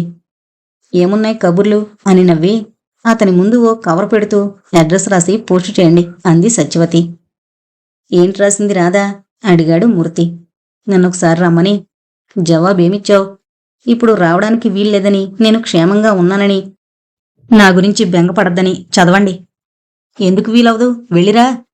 ఈ ఎండలింకా తగ్గలేదు. ఇంక వర్షాలు ప్రారంభమవుతాయి. నిర్మల పని చేతనైన మనిషి కాదు. పిల్లలు పాడైపోతారు. ఇన్నాళ్ళు నువ్వే చూసావా సత్యవతి పిల్లల్ని? నవ్వాడు మూర్తి. కాదనుకోండి. ఇప్పుడేంటో పిల్లలకి ఏమీ చూడకపోతే ఏం ఇబ్బంది పడతారో అనిపిస్తోంది. నా పిల్లల్ని ప్రేమిస్తున్నావా? మీ పిల్లలనేమిటి? పసిపిల్లలంటే నాకు చాలా ఇష్టం. వారిని ప్రేమిస్తాను. మీ పిల్లలు నా పిల్లలు కారా? అసలు నా గురించి, నా సంసారం గురించి ఎలా ఉన్నాను అని ఎప్పుడన్నా ఆలోచించేదానివా సత్యవతి? బాగుంది. ఏం ఆలోచిస్తాను? నా పీడ వదిలాక పూలరంగంలా బ్రతుకుతున్నారనుకున్నాను. కానీ ఏం లేదు. వస్తాను. అవతల నాకు చాలా పనుంది. వెళ్ళిపోయింది సత్యవతి. ఆమె వెనకే వంటింట్లోకి వెళ్ళి ఆమెతో ఇంకా మాట్లాడి ఆమె ఆంతర్యం తెలుసుకోవాలనిపించింది మూర్తికి. కాని పని మనిషి, నౌకరు ఇద్దరూ ఇంట్లో అటు ఇటూ తిరుగుతూనే ఉన్నారు. కొంచెం సేపటికి నిర్మలొచ్చింది. సుందర్రావు ఇవాళ వస్తున్నానని ఉత్తరం రాశాడు. సత్యవతి, అతనికి కూడా వంట తయారు చేయి అన్నాడు మూర్తి. సత్యవతి, నిర్మల కబుర్లు చెప్పుకుంటూ కూర్చున్న దగ్గరకొస్తూ, వండి పెట్టేవారుండాలి కాని మనకి అతిథులకు లోటు కానీరులే అయ్యగారు. సత్యవతి, నీ అదృష్టం. వంటైపోయిందని కూర్చున్నాం లే అంది నిర్మల. పోనీలేండమ్మా, అన్నం లేక మన ఇంటికొస్తారా అనేసింది సత్యవతి. అలాంటి వాళ్ళను పిలవడానికి నాకెన్ని గుండెలు కావాలి? నిర్మల ఒప్పుతుందా అన్నాడు మూర్తి నిర్మల వైపు కొంటిగా చూసి నవ్వుతూ. అబ్బా, ఎంత భయం పాపం. మహా ఇంతలో మీరు గొప్ప ఉదారులు, నేను పిసినారిదాన్ని అంది నిర్మల. సుందర్రావు ఈసారి మూర్తి ఒక్కడితోనే మాట్లాడి ముభావంగా ఉండిపోలేదు. బిస్కెట్ ప్యాకెట్లిచ్చి రఘుని, పాపని ఆడించాడు. పాపని నిర్మల దగ్గర్నుంచి చనువుగా అందుకుని ముద్దులాడాడు. తర్వాత, మీకు సినిమా ఇష్టమా? పత్రికలు చదువుతారా? ఎలాంటి సినిమాలు లైక్ చేస్తారు? ఇంగ్లీషు, హిందీ సినిమాల గురించి మీ అభిప్రాయం ఏమిటి? ఇలా నిర్మలతో మాటలు కలిపి చలోక్తులు విసిరి నవ్వించి నవ్వాడు. అన్నం తింటూ, మీ వంట బ్రహ్మాండమండి అని కూర, పులుసు అన్నీ ఎంత బాగున్నాయో చెప్పి పొగిడి, రేమూర్తి, ఈమె మీకు బంధువన్నావు కదూ, నీకు సిస్టర్ అవుతారా అని అడిగాడు సుందర్రావు మూర్తి వైపు చూస్తూ. మూర్తి జవాబిచ్చేంతలో అవునండి అంది సత్యవతి. భోజనం ముగించి లేస్తూ, నువ్వు మా ఇంట్లో మొహమాట పడనవసరం లేదు. నేనున్నా లేకపోయినా వచ్చి భోంచేసి పోతుండు. ఎప్పుడొచ్చినా సరే అన్నాడు మూర్తి. మొహమాటమైతే వచ్చేవాణ్ణా అని నవ్వేశాడు సుందర్రావు. మరొకసారి వచ్చినప్పుడు నిర్మలతో మాట్లాడి సత్యవతి వివరాలు కనుక్కున్నాడు. అయితే నిర్మల సత్యవతి భర్త మతి చలించెటో వెళ్ళిపోయాడని, పాపం ఏమీ తినడానికి లేక వంట మనిషిగా తమింట్లో పనిచేస్తుందని మాత్రమే చెప్పింది. సత్యవతి గురించి సుందర్రావు చురుగ్గా ఆలోచించాడు. అందమైన ఆడది, పైగా దిక్కుముక్కు లేంది. ఆమెను తనదాన్ని చేసుకుంటే తాను ఎలా తిరిగినా ఏం చేసినా ఆమె తరపున తనను మందలించేవారు, పోట్లాటుకొచ్చేవారు ఉండరు. తిండి లేక వంట చేసి బ్రతికే మనిషి, ఆస్తిపరుడు, తనకు ఈడైనవాడు భర్తగా వస్తుంటే కాదంటుందా? మూర్తితో ఈ విషయం సంప్రదిస్తే అనుకున్నాడు మొదట. కాని మూర్తికి ఆమెతో ఏమన్నా సంబంధం ఉందేమో. మూర్తి చెప్పిన మాటలకి, నిర్మల చెప్పిన మాటలకి పొంతం లేదు. బంధువని మూర్తి చెబితే తెలిసింది అని నిర్మల చెప్పింది. కాస్త చనువు తీసుకుని సత్యవతిని అడగాలి అనుకున్నాడు. అతనికి ఆ ఊర్లో అసలు పనేమీ లేకపోయినా తరచూ మూర్తింటికి వస్తున్నాడు. ఏదో పని మీదొచ్చానంటూ ఏవేవో ప్రశ్నలు వేసి ముభావంగా ఉండే సత్యవతిని మాట్లాడిస్తున్నాడు. ఏవేవో చలోక్తులు విసురుతున్నాడు. ఆమెను నవ్వించాలని ప్రయత్నిస్తున్నాడు. ఆమె ఒక్కతే వంటింట్లో ఉంటే చనువుగా వంటింట్లోకి వెళ్ళి కొంచెం కాఫీ చేసిస్తారా అనో, ఇవాళ వంటేం చేస్తున్నారు అనో ఆమె వైపు వెకిలిగా చూడ్డం, నవ్వడం చేస్తున్నాడు. అతని రాకపోకలు సత్యవతికి ఇబ్బందిగా ఉన్నాయి. ఆ చొరవ, వెకిల్తనం అసహించుకుంటోంది. కానీ ఏమనగలదు? మూర్తికి మిత్రుడు. నిర్మల అతన్ని ఆదరంగానే చూస్తోంది. మూర్తి క్యాంపులో ఉన్నాడు. మళ్లీ వచ్చాడు సుందర్రావు. అతనికి కాఫీ, పలహారం, భోజనం మర్యాద చేయక తప్పలేదు సత్యవతికి. ఏ పనన్నా సత్యవతికి పురమాయించడమే గాని నిర్మల చేయదు. ఆ రోజు సాయంత్రం అవగానే తలకి గుడ్డ చుట్టుకుని తలనొప్పి అని నిద్రపోయింది నిర్మల. పిల్లలకు అన్నం, పాలు చూసి సుందర్రావు వస్తే అతనికి అన్నం పెట్టాలని కూర్చుంది సత్యవతి. రాత్రి 9 గంటలకు వచ్చాడు సుందర్రావు. పిల్లలు కూడా నిద్రపోయారు. నౌకరు ఇంటికి వెళ్ళిపోయాడు. ఇల్లంతా నిశ్శబ్దంగా ఉంది. కాళ్ళు చేతులు కడిగి డైనింగ్ టేబుల్ ముందు కూర్చున్నాడు సుందర్రావు. నిర్మల పిల్లలు నిద్రపోయారని తెలుసుకున్న సుందర్రావు సత్యవతితో ఫ్రీగా మాట్లాడవచ్చుననే సంతోషంతో నవ్వుతూ, మీకు శ్రమిస్తున్నాన్లా ఉంది, పాపం నా కోసం వెయిట్ చేస్తూ కూర్చున్నారు అన్నాడు సత్యవతి వైపు చూసి నవ్వుతూ. శ్రమకేముందులేండి అనేసి గబగబా అతని ప్లేట్లో అన్నం కూరలు వడ్డన చేసింది. సత్యవతి, మీరు భోంచేశారా అడిగాడు సుందర్రావు. తింటానులేండి, మీరు భోంచేయండి అంది సత్యవతి. నోనో, మీరు నేను ఒకేసారి. నేనివాళ భోంచేయను. ఆమె గొంతులో చిరాకు. అయితే పోనీ పలహారం రండి, ఇప్పటికే చాలా రాత్రి అయింది. పర్వాలేదు, మీరు భోంచేసి వెళ్ళండి. అన్నం కలిపి ఒక్కో ముద్ద తీసుకుని నెమ్మదిగా తింటూ, సత్యవతి, పాపం మిమ్మల్ని చూస్తుంటే నాకెందుకో మనసు ద్రవించిపోతోంది. మీకే రకంగా సాయం చేయగలను అని ఆలోచిస్తూ ఉంటాను అన్నాడు. అంత జాలిపడాల్సిన అవసరం లేదులేండి, మూర్తిగారు చల్లగా ఉండాలే కాని నాకే లోటు లేదండి. పాపం మూర్తి ఏమిస్తాడు, ఒట్టి తిండి బట్టాయి కదా. ఆమె మాట్లాడలేదు. అతని వైపు ఒక్కసారి చురుగ్గా చూసి మౌనంగా ఉండిపోయింది. విధవివాహాలు అంటే ఇంకా ఆడదాన్ని భర్త వదిలేశాడు అనుకోండి, లేకపోతే పిచ్చివాడు అనుకోండి, ఆమె మళ్ళీ పెళ్లి చేసుకోవడం న్యాయం కాదంటారా? తడబాటుగా అడిగాడు. నవ్వొచ్చింది సత్యవతికి. నేనేమీ అలాంటి విషయాలు మాట్లాడలేను, పెద్ద చదువుకున్నదాన్ని కాను అంది నెమ్మదిగా. చదువుకుంటే ఈ ఉద్యోగం ఎందుకు చేస్తారులేండి, కానీ అభిప్రాయం చెప్పడానికి పెద్ద చదువులు కావాలా? మీ అభిప్రాయం? అది ఆమె మనస్తత్వంపై ఆధారపడి ఉంటుంది. న్యాయమో అన్యాయమో దాని మాటకేం గాని తప్పులేదు, ఆమె మళ్ళీ పెళ్లి చేసుకోవచ్చు. Correct, congratulations. అదే నాకు కావలసిన జవాబు. మీరు అలాంటి ఆమెను ఉద్ధరించాలనుకుంటున్నారా? అదే, మీరేమీ అనుకోకపోతే. బాగుంది, నేనెందుకు అనుకోవడం నవ్వింది సత్యవతి. అతను తన గురించే అంటున్నాడని గ్రహించకపోలేదు. కాని ఇంకేం మాట్లాడతాడో వినాలని కోపాన్ని నిగ్రహించుకుంటోంది. నాకు 1,00,000కు పైగా ఆస్తుంది, తినేవారెవరూ లేరు, ఇంకా పెళ్లి చేసుకోలేదు అని ఆగి సత్యవతి వైపు చూశాడు. ఆమె ఏ భావము వదనంలో వ్యక్తం కాకుండా తల వంచుకుని నిల్చుంది. ఎంత అందంగా ఉంటావు నువ్వు. అసలు ఇంట్లో వంట మనిషి అని ఎవరు అనుకోరు, ఇల్లాలు అనుకుంటారు. మూర్తి పెళ్ళాన్ని గమనిస్తున్నాను కదూ, ఓ గొప్ప గర్వం. ఈవిడ నిన్నెన్నాళ్ళు ఆదరంగా చూస్తుంది, ఆవిడ కదలకుండా చాకరీ చేస్తున్నావు, అందుకని నీకు తిండి పడేస్తుంది. మూర్తిగాడు వట్టి మెతక, కాకపోతే నిన్ను కేవలం వంట మనిషిగా చూస్తాడా? నాలాంటి వాడైతే అని ఆగి ఆమె వైపు ఒకసారి చూశాడు. నీ పోయిన భర్త వస్తాడని, నీకు తిండి బట్ట ఇచ్చి ఏలుకుంటాడని నమ్మకం లేదుగా. నీ అందం, ఈ యవ్వనం ఎందుకు వృధా చేసుకుంటావు? సరేను, రేపు ఉదయం మూర్తి రాగానే రిజిస్టర్ మ్యారేజీ కుదరదేమో, వాడికి చెప్పి నిన్ను తీసుకుపోతాను. విసురుగా పక్క గదిలోకి వెళ్ళిపోయింది సత్యవతి. అతను గబగబా భోజనం ముగించి ఆమె ఉన్న గదిలోకి వెళ్లి వెనుతిరిగి నిల్చున్న సత్యవతి భుజం మీద చేయి వేశాడు. చివాల్లో వెనుతిరిగి అతని చేయి వెనక్కి తోసి అతని చెంపపై చెళ్ళును కొట్టింది సత్యవతి. ఆమె పెదవులు, శరీరం సన్నగా వణుకుతున్నాయి. అతనిలోని పురుషత్వం, పౌరుషం విజృంభించాయి. చప్పున ఆమెను దగ్గరకు లాక్కున్నాడు. అతని చేతులు ఆమె చుట్టూ బిగుసుకుంటున్నాయి. ఆమె చేతుల్లో గిలగిల్లాడుతూ నీళ్ల బిందె మీదున్న పళ్ళెం కాలితో బలం కొద్దీ వెనక్కి తన్నింది సత్యవతి. కింద పడ్డ పళ్ళెం పెద్ద శబ్దం చేసింది. ఆ శబ్దానికి నిర్మల పక్కలో పడుకున్న పాప కెవ్వున ఏడ్చింది. త్రుళ్ళిపడి నిర్మల కంగారుగా సత్యవతి సత్యవతి అని పిలుస్తూ యువతలకొచ్చింది. సత్యవతిని వదిలి యువతలకొచ్చిన సుందర్రావు పిల్లి పిల్లి అన్నాడు తడబాటుగా. నిర్మలను వాటేసుకుని బావురుమంది సత్యవతి. ఏమండి, అదంతా నటన, నన్ను నన్ను కంగారుగా అన్నాడు సుందర్రావు. నిర్మల, అమ్మా, నువ్వు నా చెల్లెల్లాంటి దానవు. అతన్ని ముందింట్లోంచి గింటే అరిచినట్టంది సత్యవతి. మిస్టర్, వెళ్ళిపోండి, ఆయన ఇంట్లో లేరు, ఆడవాళ్ళం, మీకిది మర్యాద కాదు. అతని వైపు చురుగ్గా చూస్తూ సత్యవతి తల ఓదార్పుగా నిమురుతూ అంది నిర్మల. నన్ను మీరు అపార్థం చేసుకోకండి, ఆమెను మీ ఇంట్లోంచి సాధ్యమైన త్వరలో పంపించేయండి, మీ మేలు కోరి చెబుతున్నాను, ఆమె వ్యభిచారిణి అంటూ విసురుగా వెళ్ళిపోయాడు సుందర్రావు. నవ్వింది నిర్మల. వ్యభిచారినట అంటూ. కొన్ని క్షణాల తర్వాత ఏం జరిగింది సత్యవతి అడిగింది నిర్మల. తనకు సుందర్రావుకి జరిగిన సంభాషణంతా చెప్పిన సత్యవతి వదనం రోషంతో ఎరుపెక్కింది. నేను పేదరాళ్ళని, దిక్కులేందానని, వీడి డబ్బు చూసి వెంటబడే వ్యభిచారినని అనుకొని వాగాడు వెధవ. ఈసారి వాడి గడప తొక్కడానికి వీల్లేదు అంది సత్యవతి పెదవులు వణుకుతుంటే.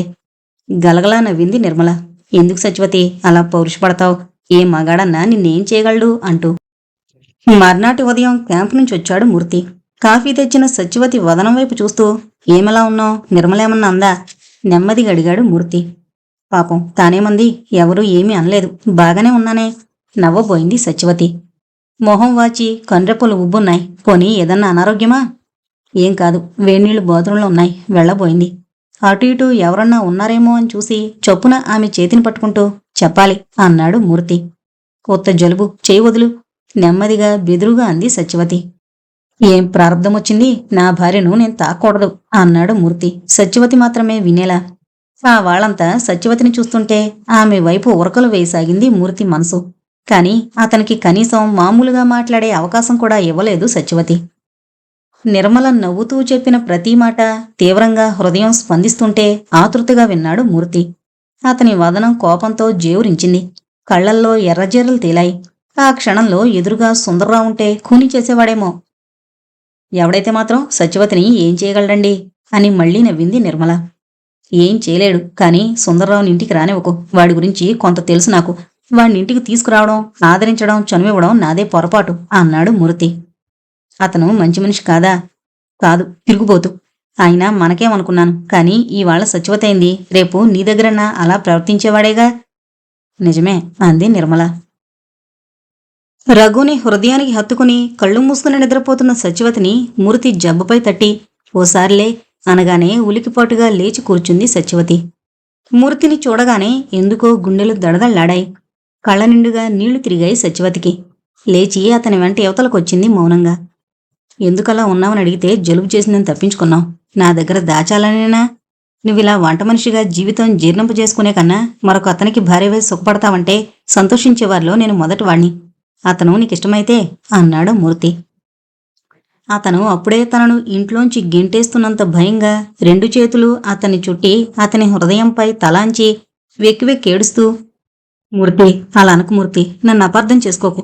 నాలోని కోరికలన్నీ సమాధి చేసుకున్న తర్వాతే ఆనాడు నీకా కాగితం ఇచ్చాను.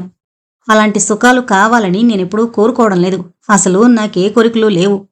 నీ రక్షణలో, నీ పంచన నన్నిలా పండి రాలిపోని అంది సత్యవతి.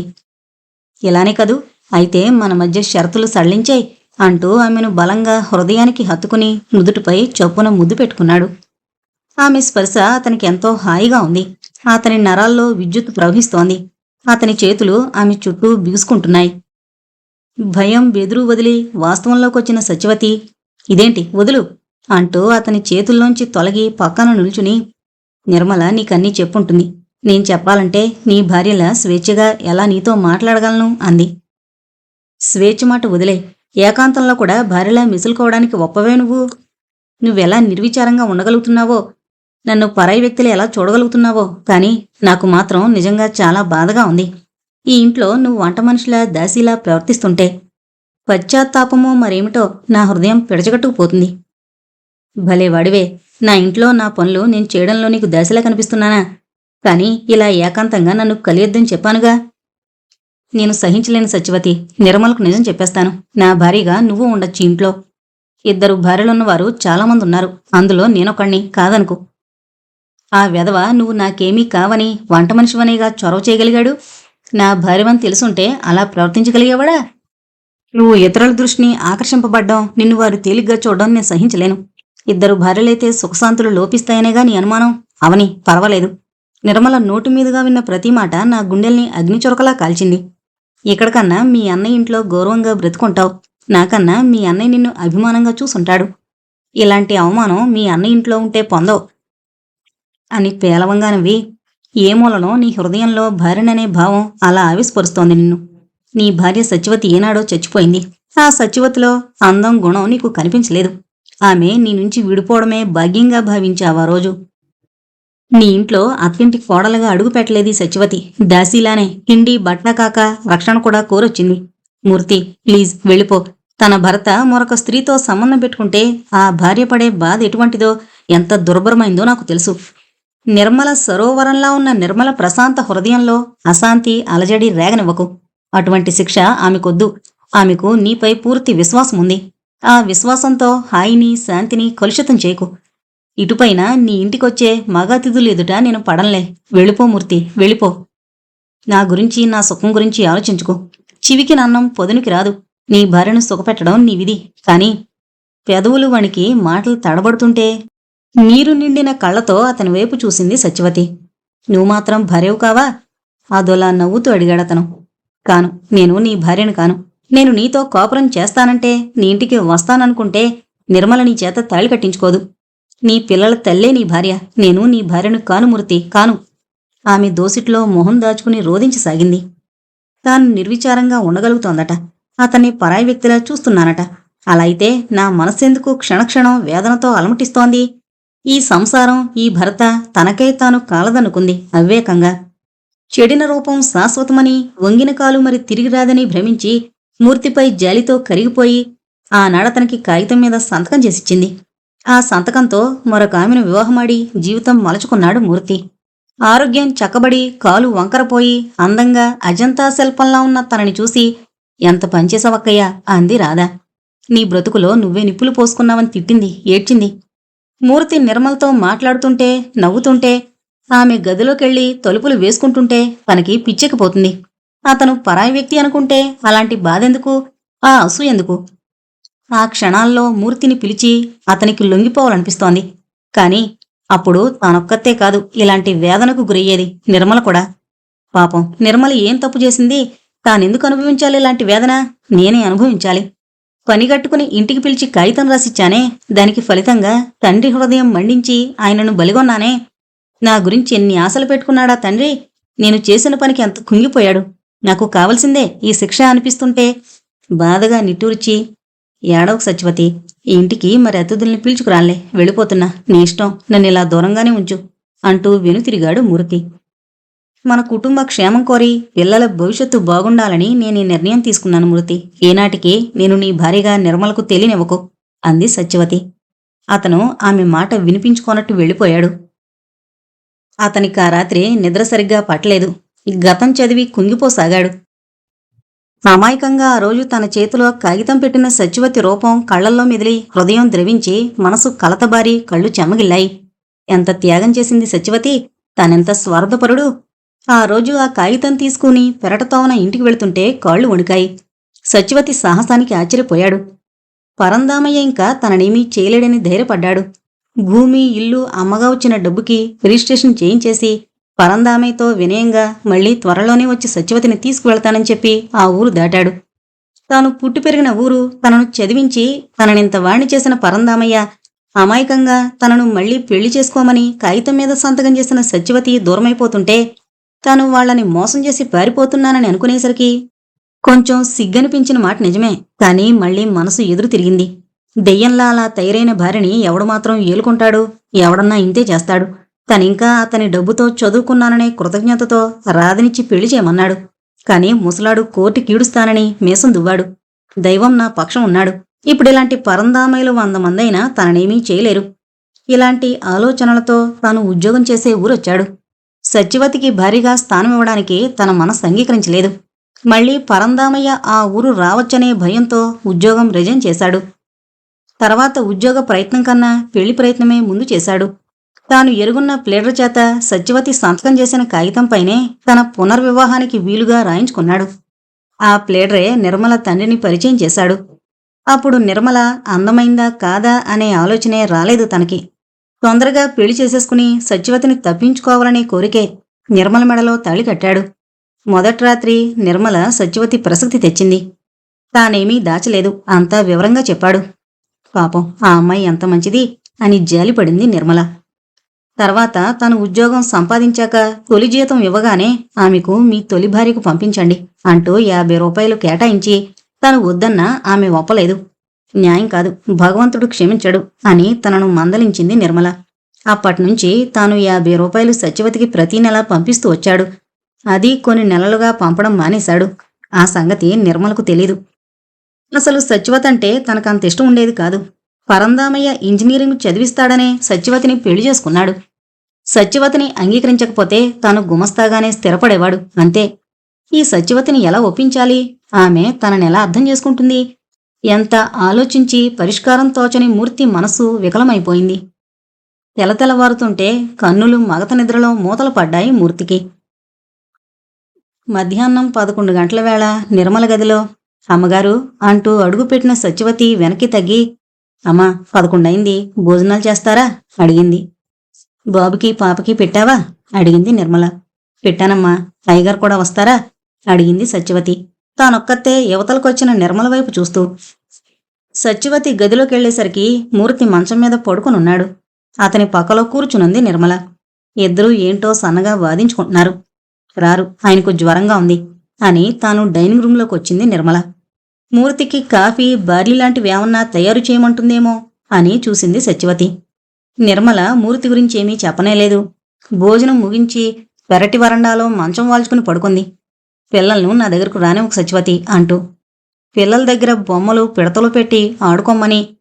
అమ్మా, ఈ తలుపు గడియ పెడుతున్నాను, రఘుబాబు మిమ్మల్ని పడుకోనివ్వడని అంటూ నిర్మల ఇటు రాకుండా తలుపు గడియ వేసింది సత్యవతి.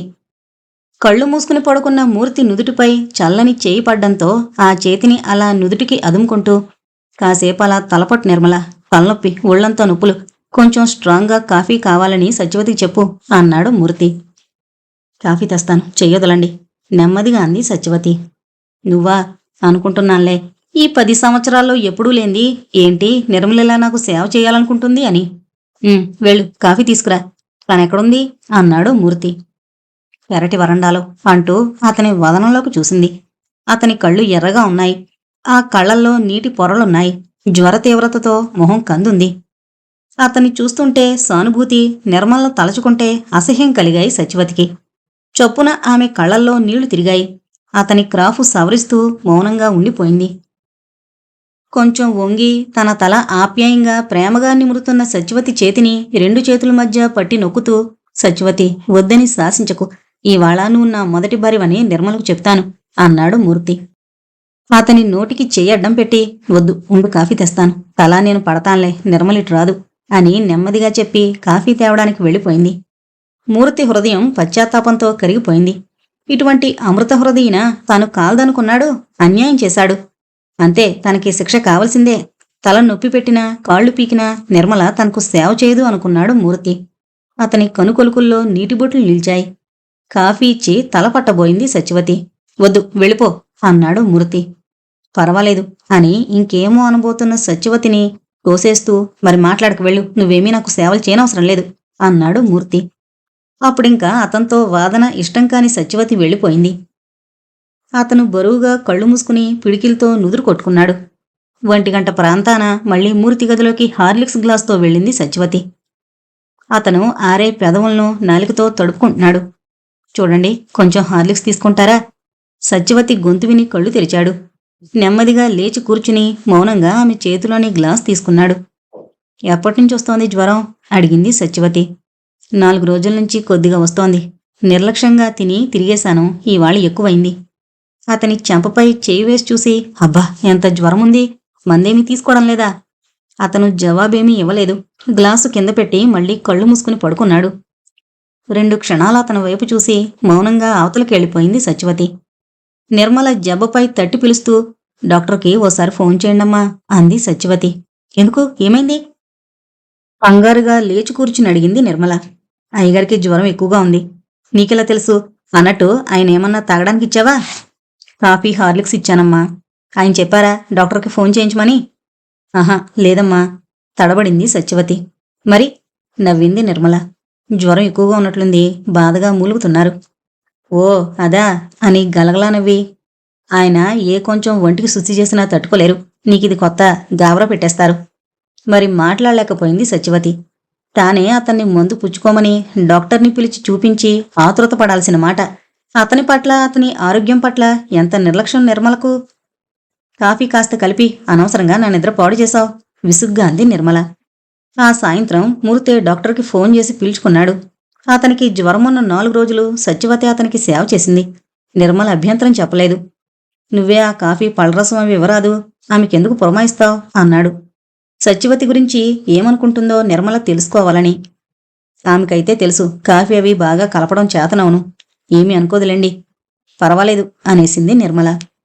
వారం తర్వాత మళ్లీ ఆఫీసుకు వెళ్ళాడు మూర్తి.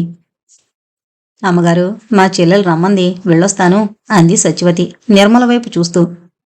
బాగుంది సత్యవతి, ఇంట్లో వంట అది ఎలా జరుగుతుంది? అయినా పిల్లలు నీకోసం బెంగపడరు అంది నిర్మల. నిజమే, పిల్లలు సత్యవతి దగ్గర బాగా చేరికయ్యారు ఈ సంవత్సర కాలంలో.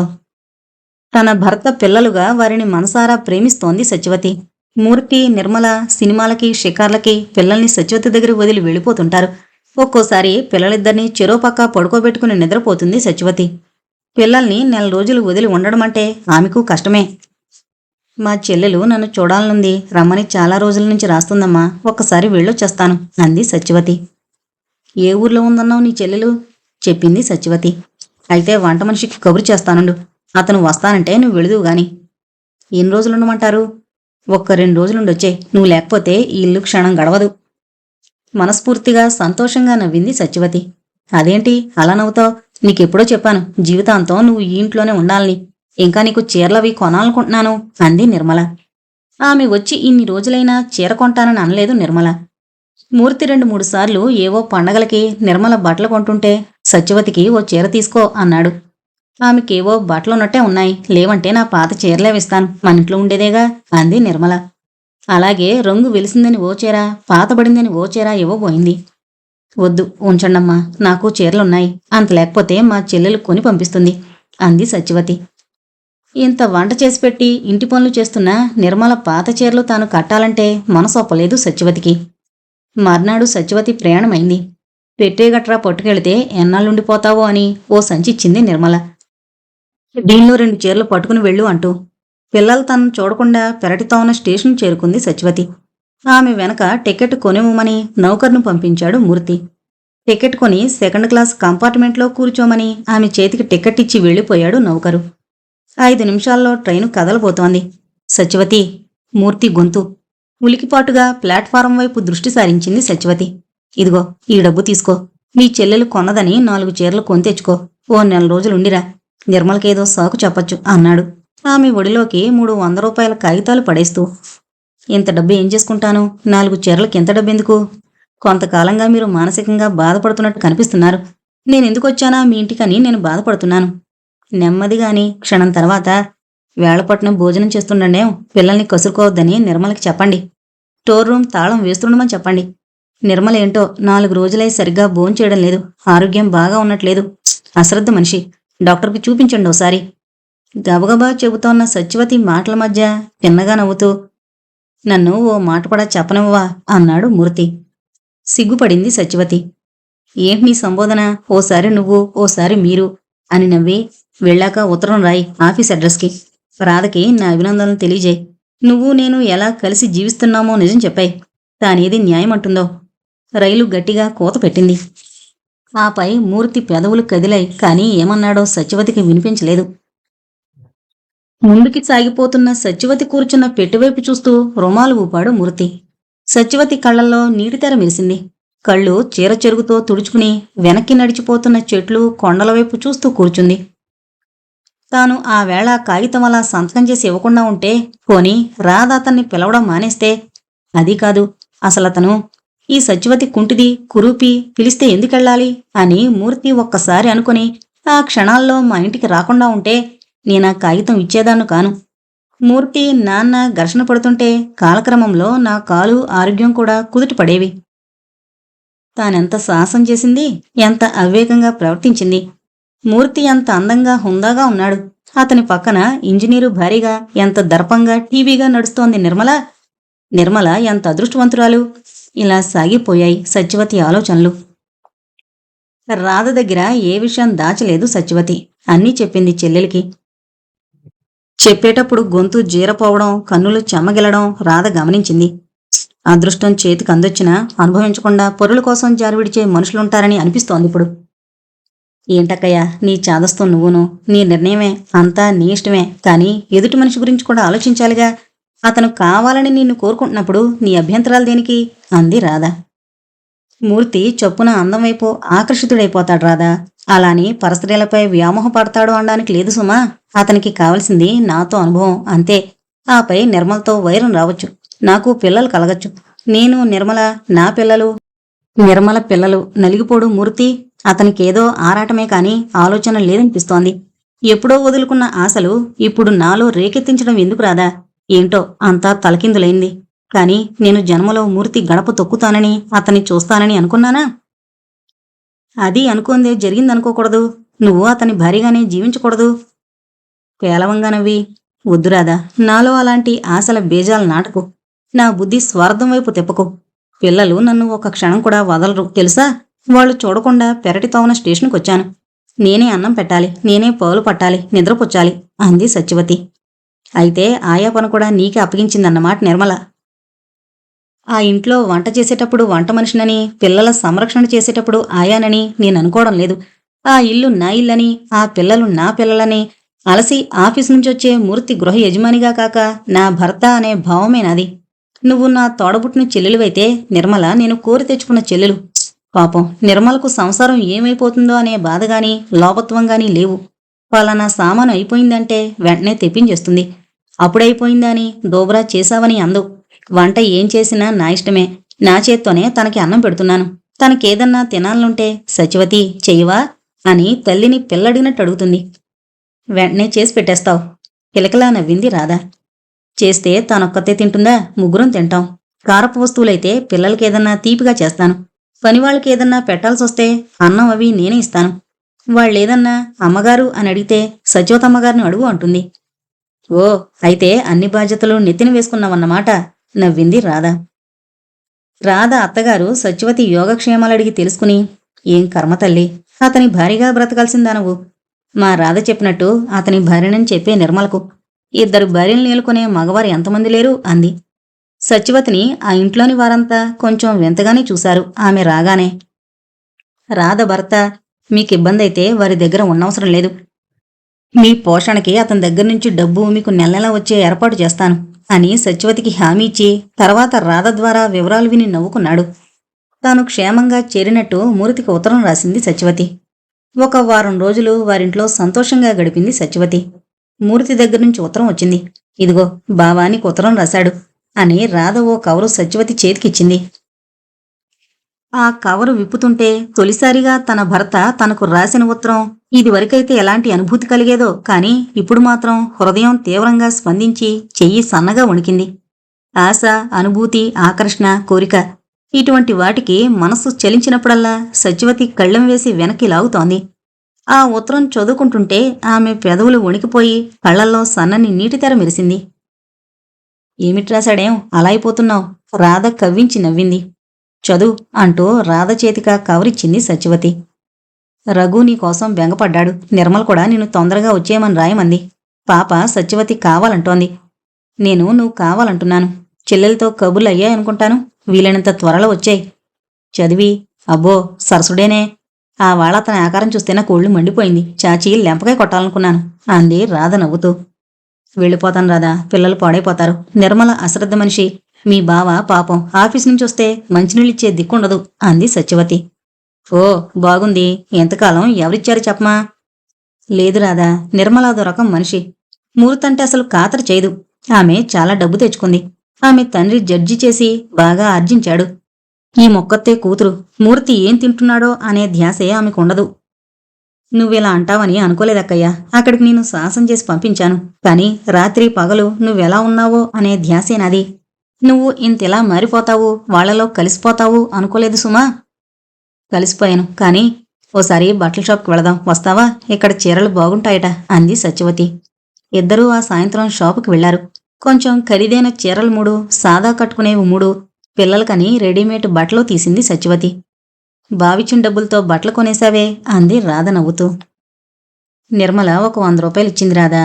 మీ బావికి తెలుసో లేదో స్టేషన్లో చెప్పాలనుకున్నాను, కానీ వీలైంది కాదు. ఎలానూ ఇల్లు కదిలాను. వదిన్ని పిల్లల్ని కూడా చూసి వెళ్ళిపోతాను అంది సత్యవతి. ఖరీదైన చీరల్లో రాధని ఓ చీర తీసుకోమని బలవంతం చేసింది సత్యవతి ఇంటికొచ్చాక. నువ్వు కట్టుకో అక్కయ్యా అంది రాధ జాలిగా సత్యవతి వైపు చూస్తూ. ఇవ్వో ఈ 3 చీరలు నీకు నిర్మలకే అని తీశాను. నాకెందుకిలాంటి చీరలో? మీరు వీధులకి పేరంటాలకి వెళ్లేవారని మీకిద్దామని కొన్నాను. నా మనసు కష్టపెట్టాలనుకుంటే పోన్ తీసుకోకు అంది సత్యవతి నిష్ఠూరంగా. పోన్లే తీసుకుంటాను, కానీ నిర్మల ఏ రంగులో ఉంటుందో చెప్పు. తనకి నప్పే చీరలు వదిలి మిగతావి తీసుకుంటాను అంది రాధ. నీకన్నా ఓ ఛాయ్ తక్కువ. అయితే ఈ బిస్కట్ కలర్ చీర, సిమెంట్ రంగు చీర ఆమె కొంచెం, ఈ ముదురాకు పచ్చది నువ్వు కట్టుకో. నీకంత ఇవ్వాలనుకుంటే సాదా చీరలో ఆ గులాబీ రంగు చీరెద్దు. ముదురాకు పచ్చ చీర నీకోసమే కొన్నాను, కావాలంటే గులాబీ చీర కూడా తీసుకో. వద్దు, అయితే నీ ఇష్టం అనేసింది రాధ ఆమెస్తానన్న ఒక చీర మాత్రమే తీసుకుంటూ. సత్యవతి ఎంత వద్దన్నా రాధ 4 చీరలు కొని సత్యవతి పెట్లో పెట్టింది.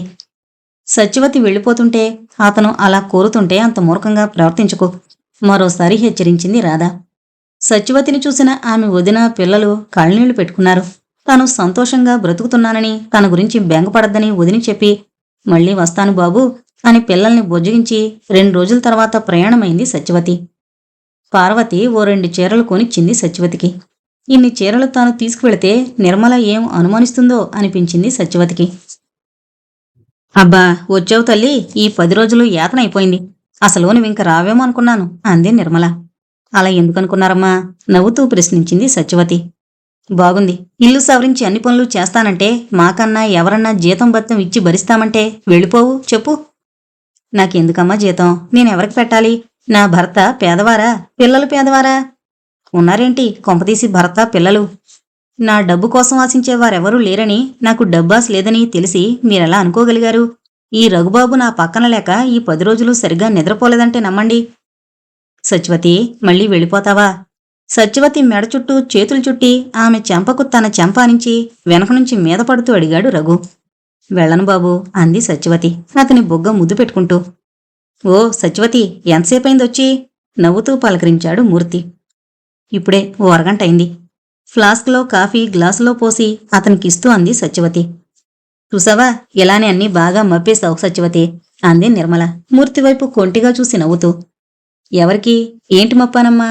తాను చిన్నగా నవ్వుతూ ప్రశ్నించింది సత్యవతి. మీ అయ్యగారికి. ఆయన దాహం కనిపెట్టి నీళ్లు, అలసట గ్రహించి కాఫీ, ఆయన భోజనం చేస్తున్నంతసేపు కాళ్లు పీకేలా ఎదురుగా నిల్చుని ఆయన అడగకుండా ఆయనకి కావలసిన పదార్థాలు వడ్డించడం అన్నీ మప్పావు, అలవాటు చేశావు. నువ్వు వెళ్ళింది మొదలు వంటవాడి మీద నా మీద ఒకటే విసుగు.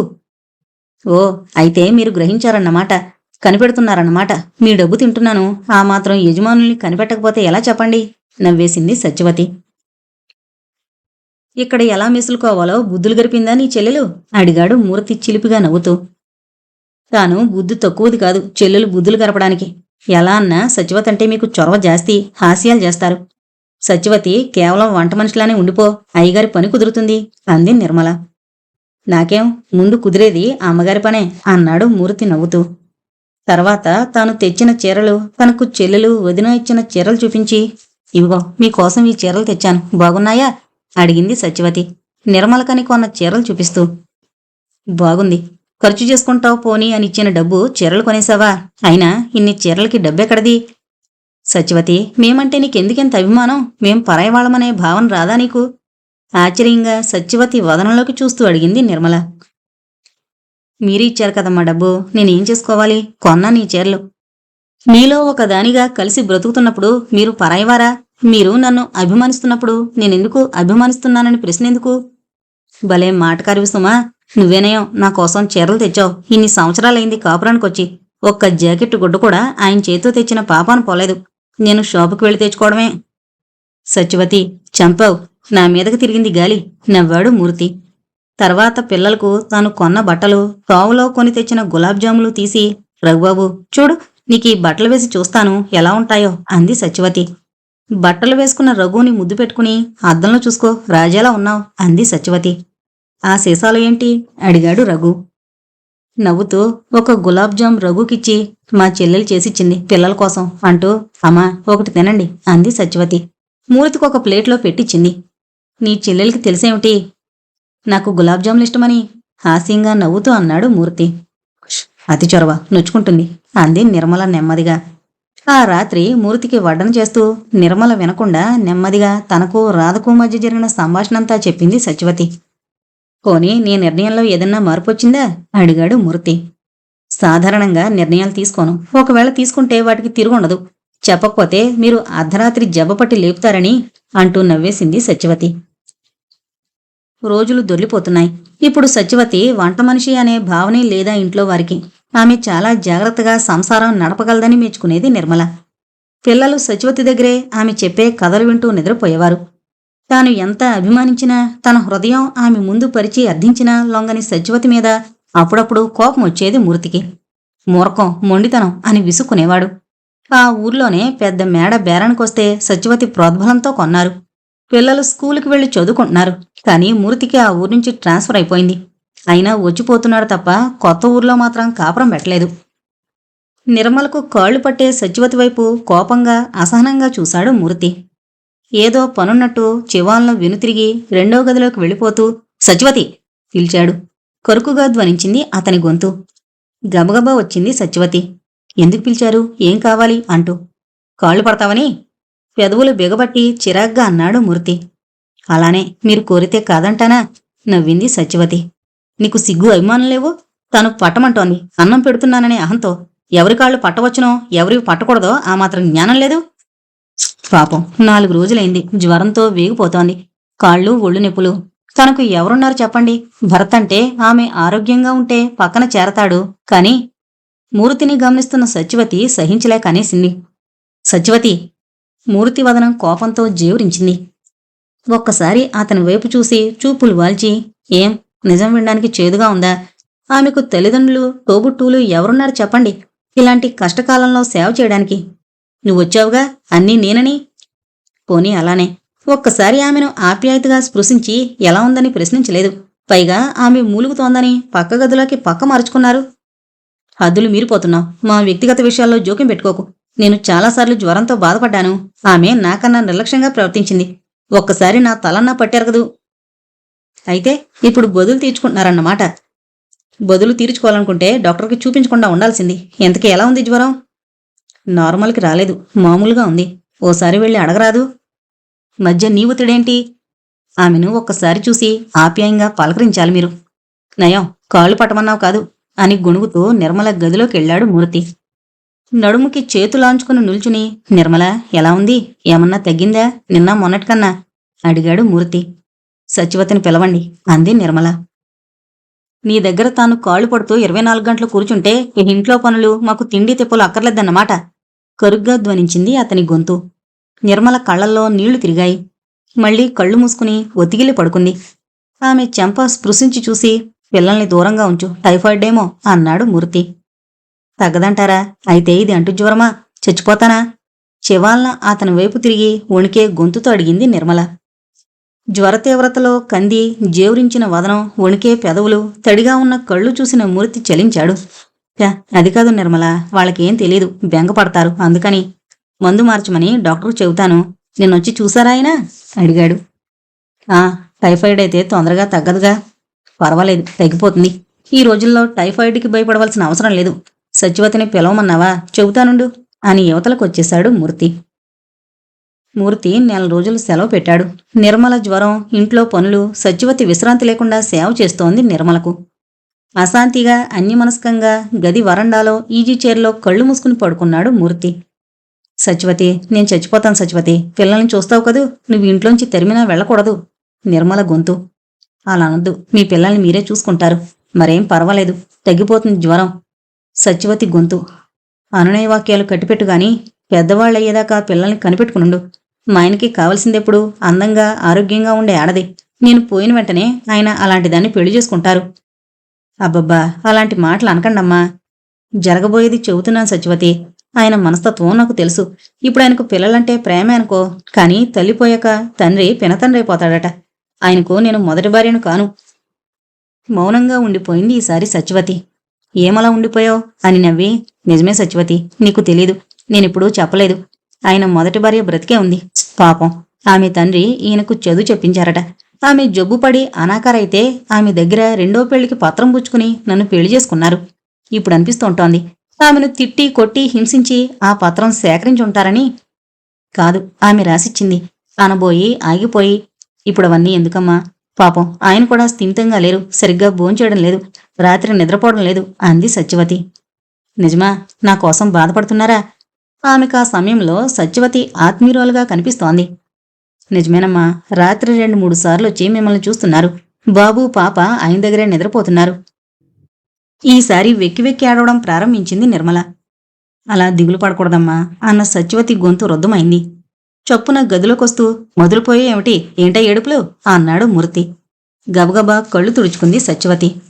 ఎలా ఉంది నిర్మల, డాక్టర్ని పిలవనా అన్నాడు మూర్తి ఆమె తల ఆప్యాయంగా నిమురుతూ. పిల్లల్ని బాగా చూస్తారు కదూ అతని చేతిని పట్టుకుంటూ వణికే గొంతుతో అడిగింది నిర్మల. చచ్చా, చాదస్తపు మాటలు. నువ్వే చూస్తావు నన్ను పిల్లల్నిను. ఉండు, డాక్టర్కు చెబుతాను, ఫోన్ చేస్తాను. నీకెందుకు ఇలాంటి అధైర్యం వస్తుందో అంటూనే ఆఫీస్ రూంలో ఉన్న ఫోన్ దగ్గరకు నడిచాడు మూర్తి. డాక్టర్ వచ్చి నిర్మల్కి ఇంజెక్షన్ చేసి కొన్ని టాబ్లెట్స్ ఇచ్చి ప్రతి గంటకి వేయమని చెప్పి వెళ్ళిపోయాడు. ఆ రోజు మూర్తి, సత్యవతి భోంచేయలేదు. విషాదంగా, గంభీరంగా మారిపోయింది వాతావరణం. ఆ రాత్రి స్పృహ కోల్పోయింది నిర్మల. సత్యవతి, మూర్తి ఆమెకు చెరొక పక్క కూర్చున్నారు. కొంచెంసేపు గడిచాక విపరీతంగా తెలివిలేని మాటలు మాట్లాడడం మొదలుపెట్టింది నిర్మల. మళ్ళీ డాక్టర్ వచ్చి చూశాడు. ఆ రాత్రి ఎవరికీ నిద్ర లేవు. తెల్లారి కొంచెం నయమనిపించింది నిర్మలకి. ఆఫీస్ గదిలోకెళ్ళి ఈజీ చైర్లో పడుకుని బరువుగా కళ్ళు మూసుకున్నాడు మూర్తి. అతని గదిలోకి కాఫీ గ్లాస్తో ప్రవేశించింది సత్యవతి. కాఫీ తీసుకుని ఆమె చేతిని పట్టి మృదువుగా నొక్కుతూ, సత్యవతి, నీకు చాలా రుణపడిపోయాం, ఎలా తీర్చుకోవాలో బోధపడ్డం లేదు అన్నాడు మూర్తి. అతని చేతిని విడిపించుకుంటూ, ఆలోచించి చెబుతాను, కానీ నేను చెప్పినట్టు వింటుండండి అని నవ్వి వెళ్ళిపోయింది సత్యవతి. జ్వరం వదిలి క్రమంగా కోలుకుంటోంది నిర్మల. సత్యవతి అంటే ప్రత్యేకమైన అభిమానం ఏర్పడిపోయింది ఆమెకు. మళ్ళీ ఒకసారి తన వాళ్లను చూసొస్తానని ప్రయాణమైంది సత్యవతి. కానీ నిర్మల ఒప్పలేదు. ఓసారి వాళ్లనే మనింటికి రమ్మందు, చూసి వెళతారు అంది. తన అనారోగ్యం కారణంగా అసలు సత్యవతిని వదలాలని లేదు నిర్మలకి. చాలా రోజుల తర్వాత రాత్రి 9 గంటల వేళ సత్యవతితో ఏకాంతంగా మాట్లాడాడు మూర్తి. సత్యవతి, నీ నిర్ణయం మార్చుకో. నిర్మలకు నీ మీద మంచి అభిప్రాయం ఉంది. నువ్వు నా మొదటి భార్యవని తెలిసినా, నీతో నేను సంబంధం పెట్టుకున్నా నిన్నింట్లోంచి పొమ్మందు. నువ్వు కావాలని కోరుకుంటున్న నన్ను నువ్విలా తిరస్కరించడం న్యాయమేమో ఆలోచించు. ముసలివాళ్ళం అయిపోతున్నాం, కాలం యవ్వనం జారిపోతున్నాయి అన్నాడు నెమ్మదిగా ఆమె మంచం దగ్గర కుర్చీలో కూర్చుంటూ. అని పేలవంగా నవ్వి, పోనీయండి, నా కాలం, యవ్వనం, బంగారు భవిష్యత్తు ఏనాడో నా చేయి జారిపోయాయి. ఇప్పుడవి తిరిగి కోరుకునే స్వార్థం నాలో లేదు. నా భర్తను నేనొక మరొక స్త్రీకి పంచాల్సి వస్తుందని ఏనాడు అనుకోలేదు. నేను కోరుకున్నది నన్నొక్కతనే ప్రేమించే భర్త, నన్నొక్కదాన్నే కోరుకునే భర్త, భారీగా నన్నొక్కతనే చూసే వ్యక్తి. అలాంటి ఆశ తారుమారైంది ఏనాడో. మరొక స్త్రీ మీ జీవితంలో ప్రవేశించడానికి ఎప్పుడైతే అవకాశమిచ్చానో అప్పుడే ఓ నిర్ణయానికొచ్చాను. ఈ జీవితం ఇలానే రాలిపోవాలని. నిర్మలనే కాదు, నా భర్త అనే అతను మరొక స్త్రీతో సంబంధం పెట్టుకోవడం నేను సహించలేను. మీరు నా భర్త అనే భావన ఒక్కోసారి నా గుండెల్లో మంటలు రేపుతుంది. అయితే మిమ్మల్ని, నిర్మలని, పిల్లలను ఎందుకు ప్రేమిస్తున్నానో, మీరంతా బాగుండాలని, మీ అభివృద్ధిని ఎందుకు కోరుకుంటున్నానో అది నాకే తెలీదు. ప్లీజ్, మళ్ళీ మీకిలాంటి ఉద్దేశం ఎందుకొచ్చిందో మార్చుకోండి. నన్నొక తోబుట్టువుగా ప్రేమించండి. సత్యవతి, నిర్మల ఆరోగ్యం పాడైంది, అది నీకు తెలుసా? అవును, నా నిర్ణయం మార్చుకోలేను. చిచ్చి, నీది మూర్ఖం. ఇప్పుడు నిన్ను బలవంతాన్ని అనుభవించినా నువ్వేం చేయలేవు. ఎందుకు చేయలేను? సుందర్రావు బయటికి పోలేదు. అలా కాక మీ కోరికే తీరితే రేపీ సత్యవతి శవాన్నే చూస్తారు మీరు. నీకెందుకింత పట్టుదల? ఆనాడు అలా తిరస్కరించానని కసా ఇలా తీర్చుకుంటున్నావు? కావచ్చు. సత్యవతి, ఒక్కోసారి మరీ ఇలా మాట్లాడతావు. అవసరమైతే కఠినంగా మాట్లాడక తప్పదు. దయచేసి వెళ్ళిపోండి. ఈ సత్యవతి మీ కళ్ళెదుట బ్రతికొండాలనుకుంటే మరోసారి ఇలాంటి ప్రయత్నం చేయకండి. అంతేనా? అతను గతాన్ని విస్మరించాడు. అంతే. ఆమె గతాన్ని మరవదలుచుకోలేదు. వెళ్ళిపోయాడు మూర్తి విసురుగా. సత్యవతి పట్ల ముభావంగా ఉంటున్నాడు మూర్తి. తాను ఇంట్లో ఉండే రోజుల్లో తనకి ఏం కావలసొచ్చినా నిర్మల్ను బ్రతిమలాడి చేయించుకునేవాడు. నిర్మల్నే తనకు అన్నం పెట్టమని బలవంతం చేశాడు. తర్వాత అసలు సత్యవతితో మాట్లాడడం, ఆమె వైపు చూడడం కూడా మానేశాడు. నిర్వికారంగా ఉండిపోయింది సత్యవతి. అడుగడుగునా ఇలా తిరగడం తనకు ఇబ్బందిగా ఉందని ఆ ఊళ్ళోనే కాపురం పెట్టేద్దామని అన్నాడు భార్యతో ఒకనాడు. అలానే ఇల్లంతా అద్దెకిచ్చేద్దాం, సత్యవతికి చెబుతాను అంది నిర్మల. ఆమెను మనతో తీసుకెళ్లొద్దు. బాగుందండి, పాపం, నాకు తెలియక అడుగుతాను. ఈ మధ్య సత్యవతి అంటే ఎందుకండి అలా అసహించుకుంటున్నారు? పాపం, ఆమె ఏ నేరం చేసిందని? పాతికో పరకో పంపిద్దాం. ఇక్కడ ఇల్లు కనిపెట్టుకుని ఉండమను. అద్దెల వాళ్ళు ఇల్లు సామాను పాడు చేయకుండా చూస్తుంది. అంతేకాని ఆమె మీద నాకు అసహ్యం ఎందుకు? నవ్వబోయాడు. పిల్లలు ఆమె దగ్గర బాగా అలవాటయ్యారు. అయితే వాళ్ళని వదిలే ఇక్కడ. మీరు పిల్లల్ని వదిలి ఉండలేకే కదా అక్కడికి కాపురం మారుస్తారు. ఎలా అయినా సత్యవతి మన దగ్గర ఉండడానికి వీల్లేదు. సర్లేండి, ఆలోచిద్దాం అనేసింది నవ్వుతూ నిర్మల. అతనున్న 2 రోజుల్లో సత్యవతిని చూడాలని, ఆమెను కసిగా ఏమేమో అనాలని అనుకున్నాడు మూర్తి. కాని సత్యవతి అతనికి కనిపించకుండా, ఆ అవకాశం ఇవ్వకుండా మిసులుకుంది. క్యాంపులు తిరగడం వలన తర్వాత 20 రోజుల వరకు రాలేకపోయాడు మూర్తి. ఇల్లంతా నిశ్శబ్దంగా ఇంకా గంభీరంగా ఉంది వాతావరణం. పిల్లలు ఎక్కడున్నారో? జీపు హారన్ విని నిర్మల కట్టెను తొలగించి బయటకొచ్చింది. ఆమె వైపు చూసిన మూర్తి, ఏమలా ఉన్నావు? ఆతృతగా, కలవరంగా ప్రశ్నించాడు. ఆమె కనురెప్పలు ఉబ్బున్నాయి. తల దూకున్నట్లు లేదు. చీర నలిగినట్లుంది. ఉదయం నుంచి అసలు స్నానం చేసినట్లే కనిపించలేదు. అతని మనస్సు ఏదో కీడును శంకించింది. సత్యవతి పోయిందండి అంది నిర్మల వృద్ధస్వరంతో. స్థాణువులా నిల్చుండిపోయాడు మూర్తి. ఆమె ఎలా పోయిందని ప్రశ్నించడానికి కూడా అతని పెదవులు విడలేదు. తానే చెప్పుకుపోతోంది నిర్మల. మామూలుగా జ్వరం వచ్చింది. 2 రోజులు అలానే వంట చేసింది. 3వ రోజు లేవలేకపోయింది. డాక్టర్కి చెప్పాలనుకున్నాను. తర్వాత మసూచి అని అనుమానం వచ్చి పిల్లలున్న ఇల్లు కదా అని గవర్నమెంట్ హాస్పిటల్లో జాయిన్ చేయించాను అని ఆగింది. ఎప్పుడు పోయింది? నాకు తెలియపరచలేదేం? తీవ్రంగా ధ్వనించింది అతని గొంతు. మీరు క్యాంపుకు వెళుతున్నానని రాశారుగా. అయినా ఆ అడ్రస్కి రాసిన ఉత్తరంలో సత్యవతి హాస్పిటల్లో ఉందని, అందువల్ల పాత వంటవాణ్ణి పెట్టానని రాశాను. ఇవాళ ఉదయం పోయిందట. నువ్వెప్పుడన్నా హాస్పిటల్కి వెళ్ళి చూసేదానివా? ఆమె చెల్లెలు వదిన ఉన్నారు. వారికి సంగతి రాశావా? నాకు నీ ఉత్తరం అందలేదు.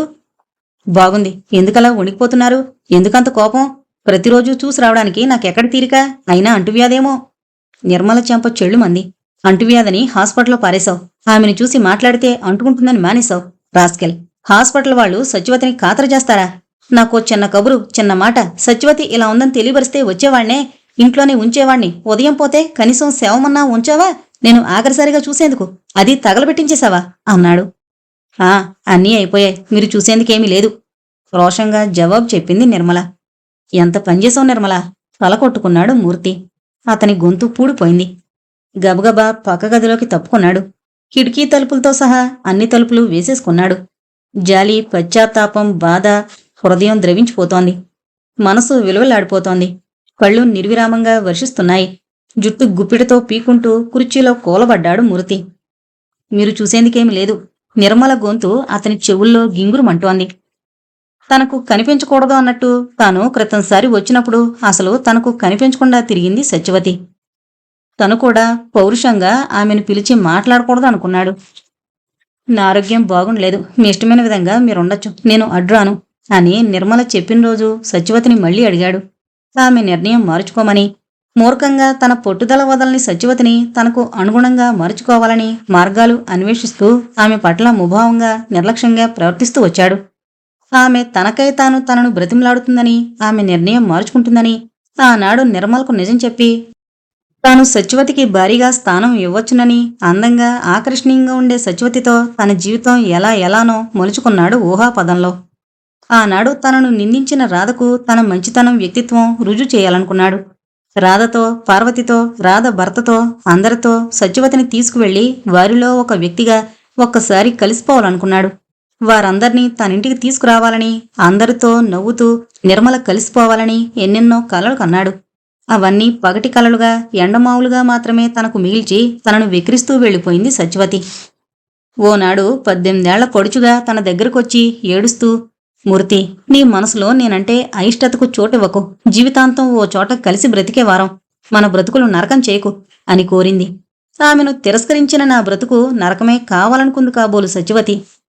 మార్కుల లిస్టు చూపించమని పందెం కాసి జల్లకొట్టి పారిపోయింది. ఆనాడు నాకేమీ కాని సత్యవతి నా చేత తాళి కట్టించుకుని నా భార్య అనిపించుకుని ఇప్పుడు ఇన్ని సంవత్సరాలు నా ఇంట్లో నా సమక్షంలో చనువుగా ఆత్మీయంగా తిరిగి నా మనసు తన వైపు తిప్పుకొని తన వైపు పూర్తిగా నన్ను ఆకర్షించుకుని ఆమె కోసం, ఆమె పొందు కోసం నేను తప్పించిపోయే తరుణంలో మా అందరిలో ఏవో మమతలు రేపి అందరం ఏమరపాటుగా ఉన్న వేళ మాయమైపోయింది. ఎలా మరిచిపోమ్మంది తనను? ఏమండి? తలుపు తట్టి పిలుస్తోంది నిర్మల. అతను వినిపించుకోవడం లేదు. ఎప్పుడో దూరమైపోయిన సత్యవతి, తాను విస్మరించిన సత్యవతి తనను దూరం చేసుకుని మరిచిపోయిన తర్వాత మళ్లీ తనింటికి ఎందుకు రావాలి? అసలామె అన్న ఎందుకు పోవాలి? అటువంటి విషమ సమస్యలు ఎందుకు రావాలి? వచ్చినా తనను వెతుక్కుంటూ వచ్చి తన దగ్గరే సత్యవతికి ఆశ్రయం ఇవ్వమని రాధ ఎందుకు కోరాలి? తాను ఆమెను ఇంటికి ఎందుకు తెచ్చుకున్నాడు? ఎందుకిలా జరిగింది? తనకేవో ఆశలు చూపించి తనను ఆకర్షించి తనకు అందకుండా తనను మోసం చేసి ఈ ప్రపంచాన్ని దాటిపోయింది సత్యవతి. విధి ఎందుకిలా నాతో చెలగాటమాడింది? తలుపు తీయండి. నిర్మల రోదనా స్వరం. తల తలుపుకి బాదుకుంటున్న శబ్దం విని త్రుళ్ళిపడ్డట్టయిన మూర్తి చివాలన లేచి తలుపు వైపు నడిచి తలుపులు తెరిచాడు. అతని వదనం చూసి నిర్మల తెల్లబోయింది. నేనే సత్యవతి కోసం ఏడుస్తున్నానని, బాధపడుతున్నానని అనుకున్నాను. సత్యవతి పోవడం మిమ్మల్ని ఎంత కదిలిస్తుందనుకోలేదు. ఆమె మన కుటుంబానికి చాలా సేవ చేసింది అని దుఃఖంతో గొంతు పూడిపోగా మౌనంగా ఉండిపోయింది నిర్మల. మెరుపులా ఏదో ఆలోచన తట్టిన మూర్తి, నిర్మల, భయం లేదు, నిజం చెప్పు. సత్యవతి నిజంగా మసూచి వల్లనే చచ్చిపోయిందా, లేక ఆత్మహత్య చేసుకుందా? ఆమె ఎలా చచ్చిపోయింది? అసలు నిజంగా చచ్చిపోయిందా? లేదు, అలా జరగకూడదు. ఇదంతా కలేమో? భగవాన్, కలే అవ్వాలి, నిజం కాకూడదు. కలని వాస్తవంగా భావించి ఏడుస్తున్నానేమో. నిర్మల, సత్యవతి చచ్చిపోలేదని చెప్పు, అలా చెప్పు నిర్మల. నిర్మల భుజాలు పట్టి కుదుపుతూ కన్నీళ్లు చెంపల మీద నుంచి జారిపోతుంటే పిచ్చివాళ్లా చూస్తూ అడిగాడు మూర్తి. నాకేంటో కంగారుగా ఉంది. అసలు మీరెందుకిలా ఆడదానిలో ఏడుస్తున్నారు? ఆమె మీకేం కావాలి? కొంతకాలం మనింట్లో ఉండి మనకి వండిపెట్టి మనని అభిమానించింది. మనలో ఒక వ్యక్తిగా మెలిగింది. నిజమే, కాని అంత మాత్రాన మగవారు మీరిలా కుంగిపోవాలా? ఆమె నిజంగా చచ్చిపోయింది. అలా చెప్పకు నిర్మల. సత్యవతి చచ్చిపోయిందని ఒకసారి చెబితే భరించలేకుండా ఉన్నాను. ఈ శోకానికి, గుండె బరువుకి తట్టుకోలేను. నాకింకా అసలు బ్రతకాలని లేదు నిర్మల, చచ్చిపోవాలనిపిస్తోంది. బాగుంది, మతిపోయిందా ఏం? నేను మంచాన పడి చావ సిద్ధమైనప్పుడు కూడా మీరిలా దిగజారిపోలేదు. ఆ సత్యవతి అంటే అంత ప్రేమ మీకు? నాకు తెలీదే. సత్యవతి బ్రతికుండగా. అలా నా సత్యవతి బ్రతికుందని చెప్పు నిర్మల. ఆమె మాట పూర్తి కాకుండా అడ్డొస్తూ ఆమె చేతులు రెండు పట్టుకుంటూ అన్నాడు మూర్తి. మీ సత్యవత? తెల్లబోయింది నిర్మల. అవును, నా సత్యవతి నా భార్య. కాని ఆమె భర్తగా ఒక్కరోజన్నా సంతోషపెట్టుంటే, ఆమెకు న్యాయం చేకూర్చుంటే ఇంత బాధ పడేవాణ్ణి కానేమో. ఆమె చదువుకోలేదని, ఆమె అనాకరయిందని నేను ఆమెను కాదంటే, ఆమె నాకక్కర్లేదని నేను మావి దగ్గర పిచ్చిగా వాగితే, ఆనాడు నా సత్యవతి నా కోసం తన జీవితమే త్యాగం చేసింది. ఎవరికీ తెలియకుండా నాకు కబురు చేసి సంతకం చేసిన తెల్ల కాగితం నా చేతికిచ్చింది. మూర్తి, పైన నీ ఇష్టమొచ్చిన విధంగా రాసుకో అంది. మళ్ళీ పెళ్లి చేసుకో అని చెప్పింది. నన్ను ఏమీ కోరలేదు సత్యవతి. తనని ఆదుకుని పోషించేవారెవరూ లేనప్పుడు గత్యంతరం లేక మనింటికొచ్చింది. ఇక్కడ తానెవరో చెప్పకూడదని, తనను తాకరాదని నన్ను శాసించింది. ఏనాటికైనా ఆమె అభిప్రాయం మారుతుందని, మార్చుకుంటుందని, ఆమె నన్ను అర్థం చేసుకుని ఆమె నా కోరిక మన్నించి నా భార్యగా వ్యవహరిస్తుందని ఆశించాను నిర్మల. అబద్ధం. మీకంత పశ్చాత్తాపమో కృతజ్ఞత ఉంటే ఆమెను వంట మనిషిగా పెడతారా? ఆమె చేత వంట పనులు చేయిస్తారా? పాపం, మిమ్మల్ని, మీ వ్యక్తిత్వాన్ని, మీ స్వార్థాన్ని తెలుసుకుంది కాబట్టి, మిమ్మల్ని అర్థం చేసుకుంది కనుకనే ఇన్ని సంవత్సరాలు వంట మనిషిగానే ఉండిపోయింది. ఆమె మీద మీకు కనీసం జాలి, సానుభూతి ఉన్నా ఏనాడో ఆమె నా మొదటి భార్య అని నాకు చెప్పుండేవారు. అలా చెప్పుంటే ఆమెకి ఇంట్లో ఇవ్వాల్సిన గౌరవం నేనిచ్చేదాన్ని. ఆమె చేత దాసీ పనులు చేయించేదాన్ని కాదు. ఆమె చేసే పనులు అందుకునేదాన్ని కాదు. ఎంత పనిచేశారు? ఎంత స్వార్థం మీకు! నిర్మల, నన్ను నిందిస్తున్నావా? ఆశ్చర్యంగా చూస్తున్నాడు ఆమె వైపు మూర్తి. మిమ్మల్ని కాక ఎవరిని నిందించాలి? సత్యవతినా? ఎంత మంచిది సత్యవతి! ఆమెకు నేనెవరో తెలిసి నన్నెలా ప్రేమించగలిగింది? ఎంత ఉన్నత హృదయం ఆమెది! నా పిల్లల్ని తన పిల్లలుగా ప్రేమించింది. పిల్లలు సత్యవతి కోసం బెంగపడతారేమో భయంగా ఉంది. చిచ్చి, చదువు చదవగానే పెద్ద ఉద్యోగం చేసి నలుగురి చేత నమస్కారాలు పెట్టించుకున్నంత మాత్రాన మనిషి మంచివాడైపోతాడా? ఇలా మీరు సత్యవతి కోసం తలబాదుకుని ఏడుస్తుంటే చూడ్డానికి నాకు అసహ్యంగా ఉంది. నా సత్యవతి అనడానికి మీకు నోరెలా వచ్చింది? ఆమెకెలాంటి భర్త మీరు? నిరసనగా నవ్వింది నిర్మల. తల వంచాడు మూర్తి. ఆమె మీ మొదటి భార్య అని మీరు చెప్పుంటే ఆమెకు ఈ ఇంట్లో అలాంటి స్థానం ఎవనిచ్చేదాన్నా? ఆమె ఆడది కాదన్నమాట అబద్ధమే. నేనే తెలుసుకున్నాను. ఆమె ఏదో భయంతో తన స్థానం బలపరుచుకోవాలని చెప్పిన మాటది. కొన్నాళ్ల తర్వాత అడిగాను కూడా. నవ్వేసి క్షమించండమ్మా అనేసింది. ఆమె ప్రపంచాన్ని దాటిపోయే వరకు ఆమెను, నన్ను, పిల్లల్ని వంచింది మీరు. నిర్మలా, ఏం? సత్యవతి ఎప్పుడు ఇలా ఎదురు తిరిగి వాదించుండదు. అలా వాదించుంటే మీరిలా ఆమెకు అన్యాయం చేయలేకపోయేవారు. ఇష్టమొచ్చినట్టు వాక్కు. ఆమెకేమీ అన్యాయం చేయలేదు నేను. చిచ్చి, మాట్లాడకండి. ఆమెకు మీరు చేసిందంతా అన్యాయమే. ఇంజనీరు నవ్వాలనే ఆశతో ఆ డబ్బు కోసం ఆమె మెళ్ళలో తాళి కట్టారు. ఆమె దగ్గర కాగితం తీసుకుని సంతోషంగా మళ్లీ పెళ్లికి సిద్ధమయ్యారు. కాని మరొక్కసారి ఆలోచించారా? ఆమె భవిష్యత్తు గురించి ఒక్కసారన్నా తల వంచి ఆలోచించారా? లేదు, వెంటనే పెళ్లికొడుకైపోయారు. మీ మొదటి భార్యకి ఏమన్నా డబ్బు పంపించడం న్యాయమని నేను కోరితే కదూ మీరు ఆమెకు డబ్బు పంపుతా. కాని మీకింత సాహసముందని నేననుకోలేదు. ఆమెను ఈ ఇంటికి వంట మనిషిగా తీసుకొస్తారా? తాళి కట్టిన హక్కుతో ఇలా అవమానిస్తారా? అవమానమా? తనింటి పనులు తాను చేసుకోవడంలో తప్పులేదంది సత్యవతి. అవును, ఆమెను గృహిణిగా, మీ భార్యగా మీరు ప్రకటించినాడు తప్పులేదు. కాని ఆమెను వంట మనిషిగా అందరికీ చెప్పామే. ఎంత సహించింది సత్యవతి! నేనైతే మిమ్మల్ని చంపి నేను చచ్చేదాన్ని. క్షమించు నిర్మల, నిన్ను, నీ ఉన్నత హృదయాన్ని అర్థం చేసుకోలేకపోయాను. మొదట ఆమెను నా మొదటి భార్యగా ప్రకటిస్తే నువ్వేమీ గొడవ లేవదీస్తావో అని భయపడ్డాను. తర్వాత నేను చెప్పడానికి సిద్ధమైన సత్యవతి చెప్పనివ్వలేదు. పాపం, మసూచి అని అనుమానంతో వచ్చిన తర్వాత ఇంట్లో క్షణం ఉండడానికి కూడా అంగీకరించలేదు. వెంటనే హాస్పిటల్లో జాయిన్ అవుతానని ప్రయాణమైంది. కళ్ళ నిండా నీళ్లు నింపుకుని పిల్లల వైపు చూస్తూ, రఘుబాబు, అమ్మని అల్లరి పెట్టకండి, మళ్ళీ తొందరగా వచ్చేస్తాను అంది. రఘు తనను చేతులతో వద్దు, నువ్వు వెళ్ళొద్దు అని చుట్టేబోయాడు. దూరంగా తప్పుకుంటూ, వద్దు, నన్ను ముట్టుకోకూడదు అంది సత్యవతి. నన్ను నా పిల్లలను తల్లిలా ప్రేమించింది. నేను ఏంటి చేసి పెట్టమన్నా విసుగు లేకుండా వెంటనే చేసి పెట్టేది అన్న నిర్మల గొంతు పూడిపోయి కళ్ళ వెంట నీళ్లు జలజలా కారిపోయాయి. క్షణం తర్వాత కళ్ళు మొహం తుడుచుకుని, ఉదయం హాస్పిటల్ నుంచి ఫోన్ వచ్చింది, ఆమె పోయిందని. శవాన్ని ఏం చేస్తారో నేను డబ్బు పంపిస్తాను మీరే అన్నాను. తర్వాత రామయ్య చేత హాస్పిటల్కు డబ్బు పంపించి ఆమె రుణం తీరిపోయిందనుకున్నాను. కానీ ఏంటో ఆమెను చూడాలంటే భయం వేసింది. గబగబా బాత్రూం వైపు నడిచి మొహం కడుక్కుని హాస్పిటల్ వైపు నడిచాడు. సిస్టర్, ఆమె పోయే ముందు ఏమన్నా మీకు చెప్పిందా? ఆహా, కాదు. ఏమన్నా మాట్లాడిందా? అడిగాడు మూర్తి. సచివతుండే వార్డు డ్యూటీ సిస్టర్ని. ఆమె అతని వైపు ఒక్కసారి ఆశ్చర్యంగా చూసింది. మిసెస్ మూర్తి ఆమె తమింట్లో వంట మనిషి అని చెప్పింది. కేవలం వంట మనిషి మాత్రమే అయితే ఇతనెందుకిలా అడుగుతున్నాడు అనిపించింది. ఆ ఆలస్యాన్ని సహించలేనట్టు, ఏమన్నా చెప్పిందా సిస్టర్? అడిగాడు మళ్ళీ. ఆమె మీకేమన్నా బంధువా అని అడగాలని మళ్ళీ మనకెందుకులే అనుకుని, 2 రోజుల నుంచి ఆమె పరిస్థితి ఏమంత బాగుండలేదు. మొన్న ఉదయం మీరొచ్చారేమో ఇంటికి ఫోన్ చేయమని నన్ను బ్రతిమలాడింది. కనుక్కున్నాను. మీరు రాలేదని చెప్పారు. ఆ మాటే ఆమెకు చెప్పాను. ఆమె నిరాశపడ్డట్టు నిట్టూర్చి కళ్ళు మూసుకుంది. మళ్ళీ మధ్యాహ్నం మళ్ళీ ఇదే మాట. మిమ్మల్ని, మీ మిసెస్ను, పిల్లలను అందర్నీ ఓసారి చూడాలని ఇంటికి కబురు చేయమని గోల పెట్టింది. సరే, వస్తారు వస్తారు అని చెప్పి సాయంత్రం మీ ఇంటికి ఫోన్ చేశాను. పాపం ఆమె అలా ఆఖరి క్షణాల్లో కోరుతుంది కదా అని. మీ మిసెస్ సమ్మతించలేదు. కానీ నేను ఆ మాట సత్యవతికి చెప్పలేదు. రేపు ఉదయం వస్తారని చెప్పాను.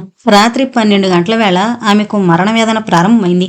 అప్పుడు ఆమె దగ్గరనే ఉన్నాను అని క్షణం శూన్యంలోకి చూసి మళ్లీ చెప్పడం ప్రారంభించింది. తన మెడలో ఉన్న మాంగల్యం ఒక చేత్తో పట్టుకుని రెండో చేత్తో నా చేతిని పట్టుకుంటూ, సిస్టర్, మనసివ్వలేని మగవాడు కట్టిన ఈ మాంగల్యానికి అర్థమేమిటి? ఈ మాంగల్యం నేనెందుకిలా మెడలో ఉంచుకోవాలి? దీని బరువెందుకు మొయ్యాలి? ఎందుకు ఈ బంధానికి కట్టుబడాలి? చెప్పండి సిస్టర్. ఈ మాంగళ్య బంధంతో ఆ మనసివ్వలేని, ప్రేమించలేని ఆ పురుషుణ్ణి ఈ స్త్రీ ఆరాధించడం వెరితనం కదా? మనసివ్వలేని మగవాడు కట్టిన మాంగళ్యానికి, ఈ బంధానికి పేరేమిటి? చెప్పండి సిస్టర్. అరిచినట్టంటూ నా చెయ్యి ఊపేసింది. రెస్ట్ తీసుకోమ్మా, మాట్లాడుకో. రేపు నీ ప్రశ్నలకు జవాబు చెబుతాను అని అనునయించబోయాను. రేపు లేదింక సిస్టర్. నా జీవితం ముగిసిపోతోంది. మనసివ్వలేని మగవాడు కట్టిన తాళికి, ఆ బంధానికి, ఆ మత సాంప్రదాయానికి ఒక హిందూ బ్రాహ్మణ యువతి, ఒక అందమైన ఆడది, కోటి కోరికలున్న అబల జీవితం బలిపెట్టిందని ఇవాళ మీ డైరీలో రాసుకోండి. నా ప్రశ్నలకు జవాబులు లేవు. మీరేవో చెప్పినా అవి సరిపడవు సిస్టర్. ఈ రోజు వరకు నేను అనుభవించింది మానసికమైన దుర్భర వేదన. ఇప్పుడు అనుభవిస్తోంది శారీరకపరమైన వేదన. నిరుపయోగమైన ఈ శరీరాన్ని ఎందుకు విడువలేకపోతోంది ప్రాణం? వదిలిపోవడానికి పాపం ఎందుకింత కష్టపడుతోంది? నేను నా జీవితాన్ని ప్రేమించలేదు సిస్టర్.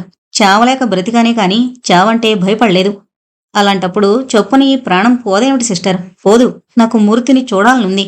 ఆయనతో ఏదో చెప్పుకుని ఏడవాలనుంది. అతని ఒడిలో తల పెట్టుకుని ఈ ప్రాణం వదిలేయాలనుంది. రఘుబాబుని చూడాలని, వాడి మాటలు వినాలనే ఉంది. పాపను ఎత్తుకుని అన్నం తినిపించాలనుంది. మా రాధకు కృతజ్ఞతలు తెలియజేయాలనుంది. ఈ ప్రాణం పోదు సిస్టర్, పోదు. నిర్మలకు నేనెవరో చెప్పేయాలనుంది. నాకీ కోరికలు తీరవు. చెప్పండి సిస్టర్. మనసివ్వలేని మగవాడు కట్టిన తాళికి అర్థమేమిటి? అంటూ పిచ్చిగా ఏడ్చింది. తర్వాత ఇంకేమేమో నవ్వుతూ ఏడుస్తూ మాట్లాడింది. మరికొంచెం సేపటికి తెలివి తప్పిందామెకు. పాపం తెల్లవారి చచ్చిపోయింది. ఎర్రవారి ఉబ్బి నీరు చిమ్ముతున్న కళ్ళు రుమాలతో ఒత్తుకుని, థ్యాంక్యూ, మరి వెళతాను సిస్టర్ అంటూ లేచి వెనుతిరిగాడు మూర్తి. ఈ వివాహ వ్యవస్థలో మనసులేని మనువు నరకం కదూ. మనసివ్వలేని మగవాడు కట్టిన మాంగల్యం స్త్రీకి ఉరితాడు కదూ అనుకున్న మూర్తి హృదయం సత్యవతి స్మృతులతో బొరువెక్కింది. సత్యవతిపై జాలితో, పశ్చాత్తాపంతో అతని మనసు విలవల్లాడసాగింది. వెళుతున్న అతని వైపు చూసి అదోలా నవ్వుకుంటూ, పూర్ఫెలో అనుకుంది సిస్టర్. మన వివాహ వ్యవస్థ, సాంప్రదాయం, దానికి కట్టుబడి తనను తాను బంధించుకున్న సత్యవతి, ఆమెను కోరుకుని పొందలేని మూర్తి. కసితో, పగతో మనసు మండి ఏమీ చేయలేని నిస్సహాయతతో కుమిలి మరణించిన పరందామయ్య. వీరు ఎలాంటి వేదనకు గురయ్యారో ఆ సిస్టర్కేం తెలుసు?